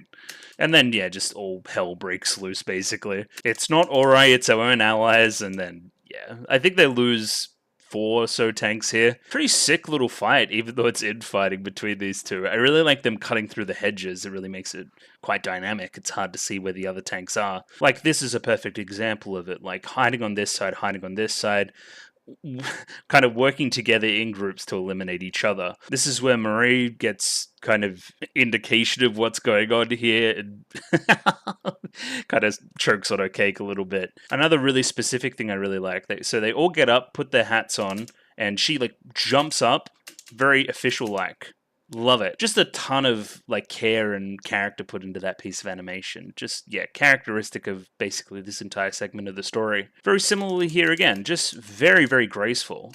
Love the movement there. And then, of course, this being the moment where she's most graceful of all, throwing both a fan and a hat into, I guess, the ends of the tanks. What do you fucking call these things? The guns? The turrets? to stop them from fighting each other, basically, with a bit of limbo under the under the tank for good measure as well. And then this part here, where they're back and forth with different insults, reads very similarly to this part early in the film, where they were kind of fake going back and forth with insults. I love this part here where we have to do basic math as well. So we've taken out 2 of the Samuas, right? And then we have one tank shooting at them still. Proof of their betrayal. And it's like, well, if you took out 2 and there's 2 left over here, then what does that mean? Have you not eaten enough sugar today? Shame on you. And Soroko put in some work here, but sadly her work has come to an end. They've finally caught the rogue tank. And this moment of realization as well, they both look into each other's eyes, and then there's like this lighting change, and take the hat off. It's all very dramatic. Love it. And then we just get into a little bit of the good old und Panzer fighting goodness, where we get into a cool formation. There's lots of first person, and it's just kind of chaos for a bit. So yeah, if you like und Panzer fights, you'll like this next segment. This part here in particular is really good. I love the 2D 3D blend, so it's not behaving, but bear with me, because one of their tanks got taken out. They need to retreat and then take the shot here. Yeah, great. They actually do pretty good here, the French. Just as soon as you get those 3 senior named characters together, they start to fuck shit up. They even put the volleyball team here in the fucking spin cycle. Throw them over, and then the final shot there. Again, I'm loving the animation on Murray there, just fucking taking out that tank, the fan going crazy, even if VLC doesn't want to behave like at all today. I guess I'll give him a break. There's a lot of motion going on. I love this maneuver by, I believe this is Oshida. She like kind of runs in the way of a flank and then sacrifices herself to make a block basically for the rest of the team, and then the signal back and forth between Ando and Oshida that's what happened. Like that little bit of camaraderie after everything. Another great example of such a thing is kind of Ando almost pushing the flag tank out of the way of whichever tank this is, I don't know, and taking the bullet for them. Yeah, just like that. Kind of put in the spin cycle again. We get that audio change as we come into like a Murray first person point of view, where we really hear her voice come through instead of the full chorus, because again, she's the only one left at this point, just trying to hang on for dear life. This part here where she's actually identified the flag tank and is chasing it down, that being the student council, it really feels like it could go either way. And yeah, this is a great payoff for the the shark team, I guess, using their big body to block this way almost perfectly, and yeah, your luck has run out. It's the end of this fight. And that's what, 16 minutes in. Has 1 bite of cake, gets absolutely exploded, and Ori win the first match of this new bracket in the Winter Cup. Small thing, but I like how happy Momo is. We like a happy Momo here. We get a little bit of a reconciliation here between the two. If you guys work together, you can take out the best. Just look at how good you guys were tactically when you were working together. It was only really that lapse in judgment based on, I guess, what's the word? Kind of, you think they're going to attack. Paranoia, that's the word I'm looking for. If these guys weren't so paranoid that they were going to turn on each other, then they probably would have won. They were in a really strong position when they were in the bocage. So yeah, I mean, they've got a bright future ahead of them. They've shown some good tactical nous here. In grand und Panzer style, we end with I guess, coming together of the two teams and sharing a bit of culture, and we get to eat some sweets. How good's that? That match was so wonderful, it felt like the beginning of a revolution. I don't know how that plays into your character archetype, but anyway, I digress. But yeah, everyone gets to enjoy some cake. The big tall hat here too. That's just some good stuff. We like und Panzer. And the pose here to finish, just brilliant segment. And then I think we're firmly into our slice of life portion now. Yeah, we've just entered it. We have Soroko checking that the first years get onto the ship on time. We have the gamers gaming, playing tank game, which reminded me of that Wii game where you I'll get a picture of it. I'll put it up there.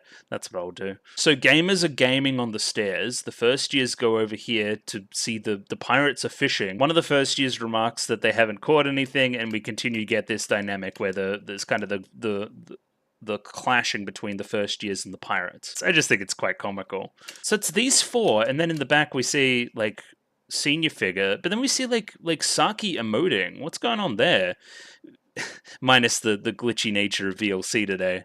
See if I can get a better shot of it. Yeah, I don't know. She's kind of happy at that. I don't know why, but sure. I don't know what a Zaza coffee is, but I kind of want one. Anyway, moving on. Yeah, we basically just get a snapshot of all the different people they're doing things. We see almost like the student council studying that in that cafe. I believe the history team were reading or something. They were in kind of like a bookstore, and then the automotive club were buying a new price negotiable car. And now we're sitting outside without Miho, and we're eating a bunch of crepes in the cold wind. I don't know, crepes, France, sure, we'll pay that. And then we get a really out of place segment, at least for me right now, until we pay off this Alice thing that we're supposedly setting up.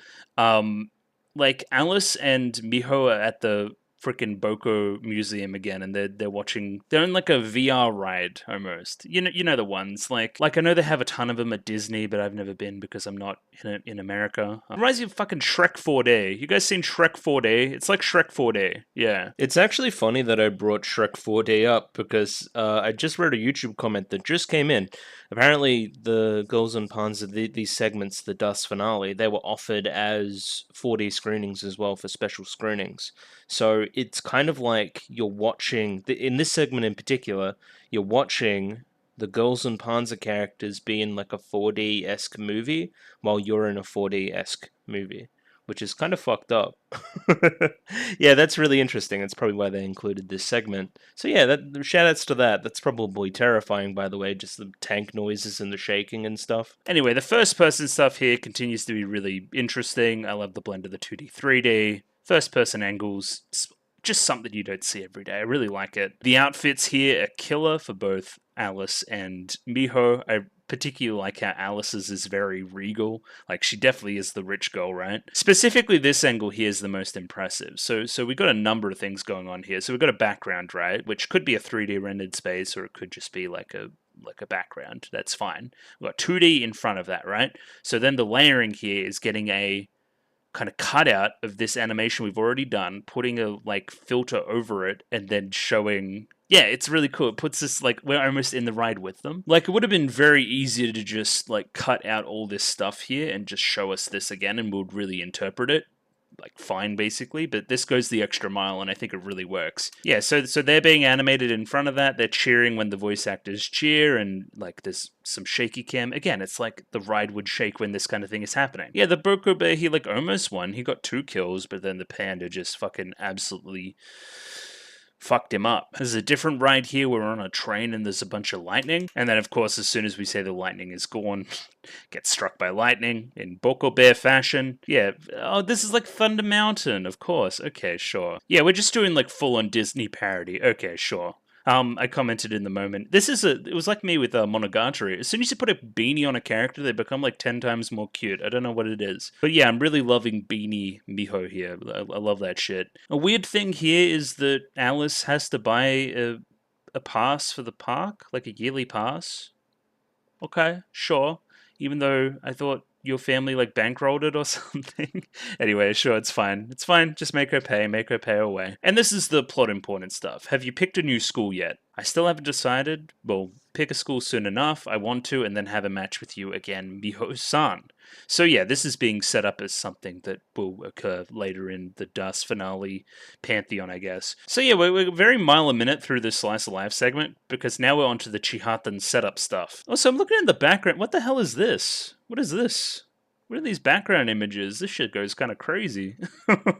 So we're continuing to push this this volleyball team Chihatan, or specifically Fukuda angle, which was kind of brought up in the film. And yeah, continues to be one of my favorite characters here as well.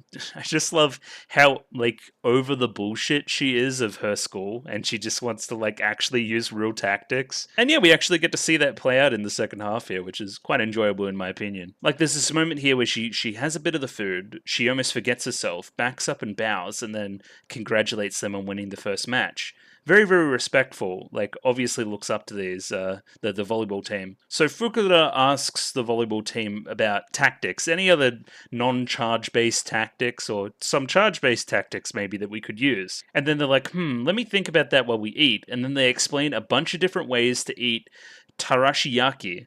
and then say, you're free to eat it however you want. There's no one way doing it. It's the same, but we're free to choose, and there's not just one path. Inadvertently giving Fukuda the advice that really leads to them becoming a powerhouse in this competition. And then we get to see who Chihatan's opponent for the first match in the bracket is, and it's Koala Forest High School.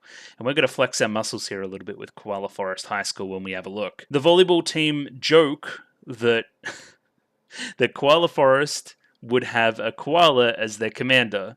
That is not in fact a joke, that is real. This shot here is very funny. We have 3 separate character designs looking to this koala that is hanging onto a tree inside of a tank that is giving out commands. So you're the commander, right? And you get your commands from the koala. So there's 2 theories here, right? So, like, you're either lying and you're not getting anything from a koala, and you're just commanding them using the koala as almost like a scapegoat, or you actually think that you're communicating with a koala and getting Senshido tactics from a koala. Like, either way, it's batshit, and we don't explain it. So what the fuck goes on, Panzer? It's kind of funny. So the koala says Chihatan is full of charging idiots, so we should find a place advantageous to us and ambush them. Which seems a pretty good tactic based on what we've known before. We have Vice Commander Wallaby. For those that don't know a wallaby, it's like a small marsupial, very similar to a kangaroo. Chihatan begin to charge, and now I want to look at the background as well. I'll go back through for a few details. So Chihatan charge, and you think they're going to appear over the ridge, but then they don't. They've ceased their charge. And yeah, that's all we get to see.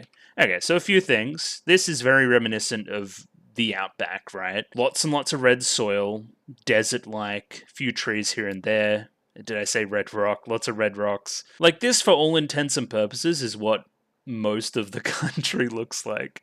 It's very, biodiverse, but again, there's a big old fucking desert in the middle, and a lot of it looks like this. Now we go back to the character designs, right? This is probably the best spot to see it. Let me grab some things. Hang on. Now, first things first, we have the slouch hat. Strongly associated with the Australian identity, became famous during World War I, continued to be worn during World War II, right? It has that national symbol on the middle. Instead, this one has a fucking koala on it, which is kind of funny. As we can see, it's here. That's a great example of what it is. So they've done their research. I recognize that immediately. This one here is another great example. These ones are obviously a little bit more wintry because they're probably on the Western Front. But yeah, slouch hats, very similar color scheme, I'd be guessing. These ones are just a little bit more modernized and for a more arid environment, even though it's supposed to be the Winter War, supposedly. The last thing I'll speak to here, obviously, is the big old fucking gum tree in the middle of the tank, which is stupid, right? I don't think it could grow out of any kind of soil base within the base of a tank, but anyway, I digress. Again, if you don't know, koalas eat eucalyptus leaves, which grow on fucking eucalyptus trees, also gum trees. So, hey, look, it's that's the Aussie stuff that I noticed here for sure. In a very short segment for Koala Forest, a lot of them are blonde. I guess we have a lot of blondes in Australia. Sure, we'll pay that. They've definitely got that anime Western character design for sure. But yeah, good gag. Good Australia stuff. I particularly like this shot here of her waiting and the koala kind of, yeah, it's just very cute. I like it. And yeah, straight out of that and now into the Momo stuff. Weirdly enough with Saori, I never really saw this as a connection, but sure. We're going to the copy shop and we're going to get a bunch of stuff for the student council. Now that we're the student council, we've got to do a bunch of annoying bullshit, basically. Yeah, we have to maintain proper communication channels now that we're student council, and we walk into Washibangu, which is washi stationery, which I think from my cursory Japanese knowledge, yeah, I did know that word, sure. And yeah, okay, this is the first indicator. The outside of the house doesn't look too hot. Doesn't look too great. I wouldn't imagine that her financial situation is fantastic, Momo's. So, like, maybe that's another barrier to going to tertiary education. I don't know who this dude reminds me of, but he reminds me of somebody. But I'm guessing that this is Momo's father. We see dog. We like dog. Momo pats dog. And, like, Sari queries that. She's like, why are you patting the dog? And then Mom appears, or Car-chan, and then we put it together. So yeah, now we're in Momo's house. Again, very cluttered in the backgrounds. And then about 1 billion fucking siblings run out. Yeah, here they come. Look at them all. So Mum should be resting for some reason. It's not really talked about. She's just kind of frail. We're going to run with the frail idea for now. There's no, like, death on the cards, I don't think. And yeah, they seem like good kids. We have, I'm guessing, the next oldest here bringing out some food for Sayori. Just that kind of true, like, Japanese, like, I'm entertaining, I'm hosting vibe to it, which I like. Sari obviously refuses the food. They're both trying to like out polite each other. Yeah, and this is the I have a ton of siblings experienced. There's just a ton of shit going on at every moment. So yeah, that's really endearing for Momo. We've got a small glimpse into her world, and now we're rooting for her even more. Right? She's got the odds stacked against her in some ways. She's obviously a loving sibling and a loving daughter. So good things should happen to her. This is how writing works. This is how investment works, right? It's kind of a shortcut. She patted a dog. If she patted a dog, I want good things to happen to her. This is how this works. So yeah, that gives us the extra push to do our best in this next fight, knowing what Momo's going through. It's kind of rushed through, but sure. And then yeah, we're moving on to the Chihatan stuff very soon after this. Yeah, Momo, family stuff. We want her to succeed, go to the university she wants, be good at Senshido. We want to win the tournament. So Chihatan beat Koala Forest, right? As we saw. And now they're our next opponent. Yukari's initially very excited. I don't know if you caught the last fight, but you kind of got ahead of yourself a little bit and then kind of saw the repercussions there. And Miho's the one to remind everybody that we can't let our guard down, right? We got to take this very seriously from the jump. Yukari, in a very on-the-nose fashion after that part there, says, I wonder how the other schools are doing. And we get to see how the other schools are doing, starting with Black Forest. So a few things. Okay, so Black Forest are fighting Maginot, right? Which I believe is the other French school. They've also got a card suit thing going on. Our cavalry tactics don't work against Black Forest. Yeah, I'm guessing there's some kind of historical setup for this, right? Probably some older conflict, pre-war stuff with cavalry in Germany, probably. Erica's the commander now. She seems like she's in control of the situation, and they dispatch the lower seeded school pretty easily. We do a medley of all the different songs here. Now we have Pravda against whatever the hell this Viking school is. VFHS. We see some cool hand signals there by Katyusha as well, which kind of indicates some stuff. I liked that. It's great to just check in with everybody. I think this is a really well done segment. I don't know what this titty school is. I don't know what this is about. Does anyone want to explain this one? Commander L? And then, yeah, we have that one character who's like the absolute sniper from, the American sniper almost from Saunders, who then takes out that tank. Very, very well done. We have St. Gloriana's an absolute shit fight with whatever this other school is. I can't really see their logo there. Anyway, I'll see the bracket here in a second. I'll tell you all the schools. Next up, we have Continuation doing meme tactics again in the desert, which sure, I don't know what the other school is at all, but they won. Like, just absolute, like, kamikaze intake at the flag tank. I think that might be that might be their trademark. Next up, we have Anzio actually winning, which is fucking pog as fuck. And they're against this fucking polar bear school or something. Yeah, so basically we have a bunch of the CV-33s just dogpiling the flag tank, and then this is their P40 or whatever the hell. This is their big strong tank, which gets the final shot. Alright, and here's our bracket, right? Let's break this down. So Chihatan progressed past Koala Forest. We knew that. Orai progressed past BC Freedom Academy. Cool. So now we have this matchup in the round of 8, right? So we have Saunders beating Blue Division. Was Blue Division the titty school? Yes, they were. Okay, cool. And then we have, I don't believe we saw Keizoku School and Yogurt Academy. I don't believe we saw them at all. We have Black Forest passing Maginot. We have Pravda passing Viking Fisheries High School. Okay, that was the VFHS. Cool, gotcha. I don't know who the hell Waffle Academy are. They got beaten by St. Gloriana's. Yeah, we didn't really focus on them much at all. Oh, no, this must have been... Oh, Keizoku is continuation. Gotcha. Okay, cool. And then Anzio passed Bonpool. I don't know what the hell a Bonpool is, but sure. Okay, some of these schools that just keep losing are fucking weird as shit. But sure, we have a pretty interesting round of 8. I want to see the compilation next round, right? I want to see Saunders versus Continuation. Now that's a fucking fight. Pravda versus Black Forest in the round of 8. Yo, they needed to seed this shit differently. And then Anzio versus St. Glorianas. You would imagine St. Glorianas win that. You would think. I was like, what are these numbers? Oh, these were the lots they must have drawn out of the ballot. Okay, gotcha. So it isn't seeded at all. That's why we get matchups like this in the round of 8. Gotcha. We get another great crowd shot here with a bunch of the different schools. I'm guessing all of these different weird schools that we see as some of the weird schools that got knocked out. We have a bunch of like Chihatan fan squad people here, very similar to the background shot before. We've got kind of the family situation for Hana, and then Yukari, and then Mako. So yeah, lots of good stuff here. I'm going to fan cannon and say that this guy up here is Australian too. I saw the temperature there. It was 34 degrees Celsius, aka fucking hot. So they're in the hot jungle right now, which again doesn't really feel like a winter war to me, but I digress. So we have Nishi here. Hello, Nishi. Basically, they're going to be like... their basis for their character is based on them performing really badly in that one fight in Der Film, the first one, right, on the golf course. They just kind of all charged in and gave the game away and led to our defeat, and now they want to...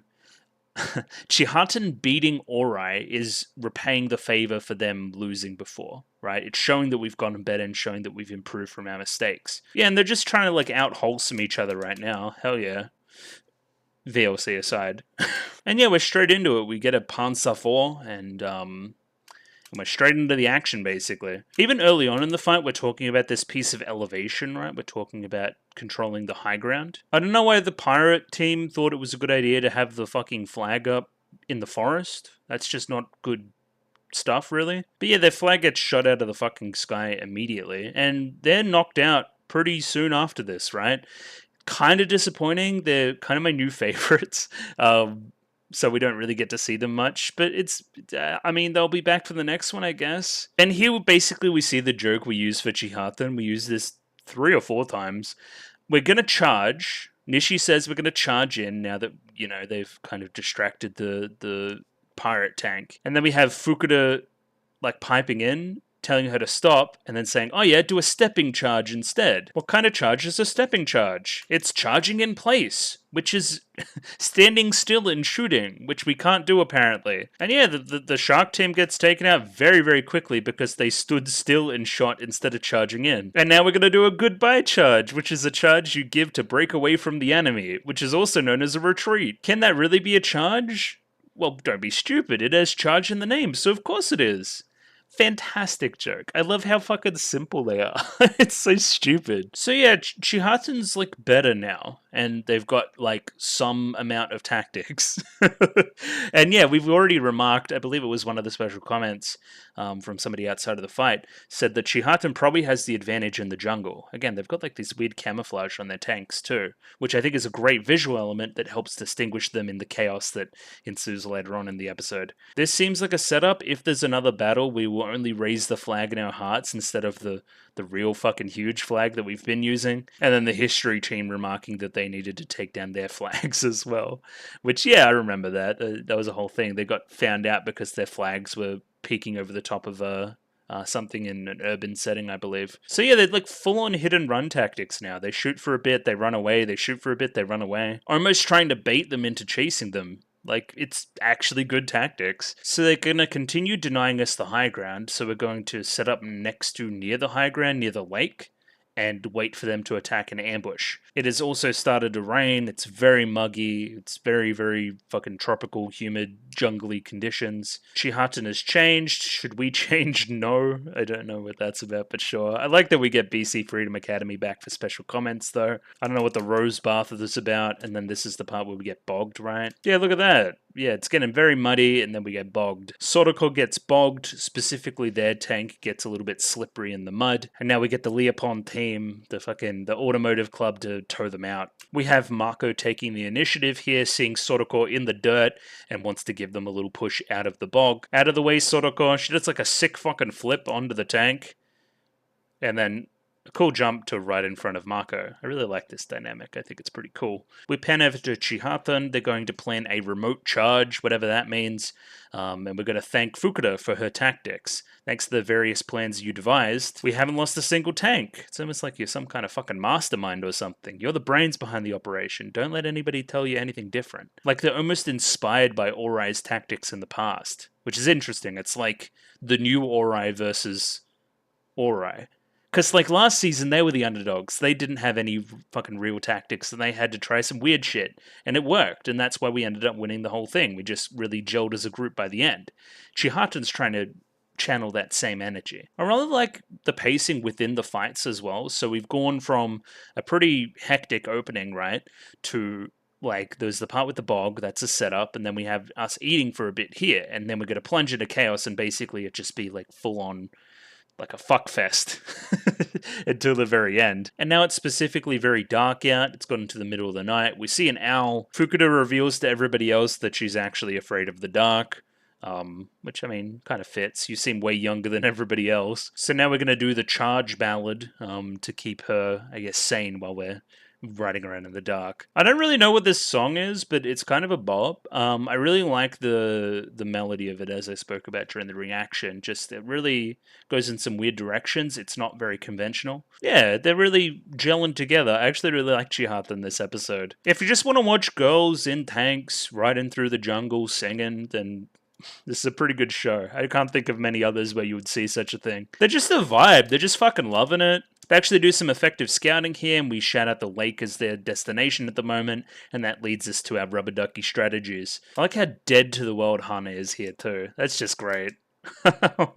And fucking, yeah, contrast them. So you were like sleeping. Fucking Mako is wired as fuck. The first years get to just absolutely yapping, and then they see this crocodile. Somebody says it's a fucking hippopotamus, so I don't know where they went to school. But yeah, isn't it a little bit too big? It starts to turn, and then we clue into what's actually going on. I like how they targeted the first years too. They would have no clue what that is. So there's some great timing stuff here. So we have the rest of the Chihaten force attacking the same time that the lake attack is happening. So it's kind of pincering them in. We scare the one scout silly, basically. It needs to run back and report back. Yeah, the attack in the middle of the night, right? It's meant to catch them off guard, and it does that pretty much to a T. There's two tanks in the water. Here comes Rubber Ducky. It specifically is going to target the history team, I believe, because it can't turn very well, as we've talked about. Yeah, it really does a good job of throwing us off the game. We see Sotoko's tank taken out here. And then, yeah, runs away successfully. Just some really fantastic, like, jungle-esque hit-and-run tactics. They have a leisurely charge here, synchronizing their pace, just like a small creep up as they continue. And then we have, like, basically all the tanks focusing on the flag tank. They're all going to shoot at once. We have almost like a blockade of Orai tanks around the flag tank. We're in a really precarious spot. Like, if just one of these tanks hit and we get to see every single one shoot, then the fight would be over. They could have won right here, right now. And then, yeah, this actually triggers a full-on charge by Chihaten, right? And again, as always, everyone just gets their little lines in here denoting their character, which I really enjoy. We get a bunch of the first-person stuff here. We see the Leopon tank taken out. Just one of them drives right in and takes them out, basically. I mean, they were basically fucked anyway. There was some stuff about them and the tracks not working, of course. We take out one of the Chihaten tanks. To my knowledge, it's 3 down versus 1 down. Chihaten is in the lead. So now we retreat. We do a very similar thing to parts in the film where we don't get to hear what Miho says, right? We're almost put in the position of the opposition almost. And the traces that we were told to fire earlier come into play here. So Nishi and Ko are saying, hey, why is Orai doing this? Oh, they're probably charging out of desperation, just like us. And then Fukuda thinks for a moment. You see it on her face. She's like, that doesn't sound right. But she doesn't really pipe up yet. Timing it perfectly, we're going to drive right through them, basically. We're going to spread out at the right moment, right as they're charging in. Like, almost like a game of chicken. We're both charging at each other. And yeah, as I said before, this is when it turns into chaos. It's a miracle that it's as legible as it is. Basically, they've charged right past us, and now Chihaten need to chase. Continuing to fire the tracers. The tracers are important, right? They mean that they're still shooting back at us. They're still, like, we're still on their trail, basically. Yeah, Fukuda getting fucking weird vibes. There's a one girl looking at a map being like, huh, what's going on here? Yeah, wherever you can see those traces, make sure you follow. Again, just weird vibes all over this thing. Going ahead may be dangerous. Don't say girl's intuition. It's really dangerous. There's a trench past this point. Fucking Fukuda's gone crazy. She knows something's up. They're luring us into a trap, and we figure it out just at the wrong moment. And yeah, we all go into the drink. Oh no. Now, my criticism here is that why don't we just shoot them all? Instead, we let them have like a rallying speech and then fucking leave. Like, to me, this should have been game, set, match.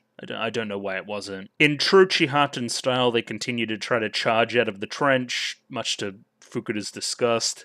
Yeah, this feels like the last thing that they do in their losing moment, but it just continues. We're gonna see what happens in Dust Finale 3, I guess. This is where Nishi brings up the idea of a retreat. Oh no. And we're gonna have to retreat here. Not a weird fake charge or anything. An actual retreat. This is growth. We need to change. We can't just charge and vary the meaning of a charge all the time. We need to adopt actual tactics. Yeah, this is Nishi's growth point, right? She's going to actually tell them to like retreat, use our mobile advantage at this point, and go to the one like choke point that they haven't blocked off yet. And yeah, they're too fast. We can't catch up with them, right? And there's this moment here where Fukuda looks up at the volleyball team. They remark that they've grown very much, but we still don't want to lose. Our victory will be repayment to Nishizumi-san, and they run off into the moonlight. And that's the end, right? Yeah, straight into the ED, which is very similar to the ED of the Taiyaki War, which is just the BC Freedom Academy girls doing the ED. Cool. I really like the instrumentation here, very similar to last week's. Now, what I wanted to do before we leave here is have a look at the bracket. Okay, cool. So say we beat Chihatan. Not a guarantee, but pretty sure it's a guarantee. We would then come up against either Continuation or Saunders. You would have to think Continuation. You'd have to think, right? Based on like the fact that we've already fought Saunders within the canon of Girls und Panzer, and we want to see unique fights, Continuation would be next. And then I don't know, because on the other side of the bracket, we just have 4 different schools that are pretty strong, minus Anzio, that we're going to fight up here, if we make it that far, of course. This is where we could potentially lose, right? This is where it could be compelling if we were to lose, right? We're not going to lose here, I don't think. If I had to put my money on it, I reckon it's St. Gloriana's. What we're going to do in the final part of Dust Finale is harken back to the first battle we ever did, which is against St. Gloriana's. It was like an exhibition match. So I reckon that's what's going to happen by the very end. But if I guess if we're going by this pace, you guys wouldn't even know yet, right? Because 4 only just came in Japan, so not much of the Western audience knows much yet. And yeah, so I would imagine on our pace that we're maybe into this battle here. That's what I would think. But yeah, that was Dust Finale, whatever it was, 2. Yeah, 2's a big number. And yeah, had a great time. It was really good. I've recorded for way too long about it, but yeah, hopefully you could see the parts I enjoyed, plus the parts where it kind of revealed Struction was not disappointing, but we now know what to expect a little bit, right? I think that's now the vibe. I really like the Momo stuff. I really like some animation flourishes. I think the tactics are dead-ass pretty good. I like the ending to the BC Freedom Academy stuff. There's lots of stuff to like here for sure. I continue to want to recommend Girls und Panzer to people, so that means it's doing a good job. Next week's the last week, by the way, so it's a bit weird. That really snuck up on me. I believe there's another OVA, Daikon something, so I'm going to watch that as well. Very similar to this video structure, you would think. But yeah, 2 thumbs up. Very, very good. Continuing to enjoy the show. Just my show stuff. If you like the video, consider liking the video. If you like the video and you want to see more, consider subscribing to the channel. Comment below anything you thought about the episode, anything I could do to improve my presentation. Comment below. I'm doing follow for follow on Twitter, so follow me on Twitter if you'd like me to follow you back. And the Discord. Join Discord. Love Discord. Discord. And yeah, we'll be back next week for more Girls und Panzer goodness. The last week of Girls und Panzer, unfortunately. Actually, do need to think about a poll as well. Interesting. So get your recommendations and that kind of stuff in. But yeah, me signing off. Thanks for watching. Cheerio. Catch you guys later. Bye-bye.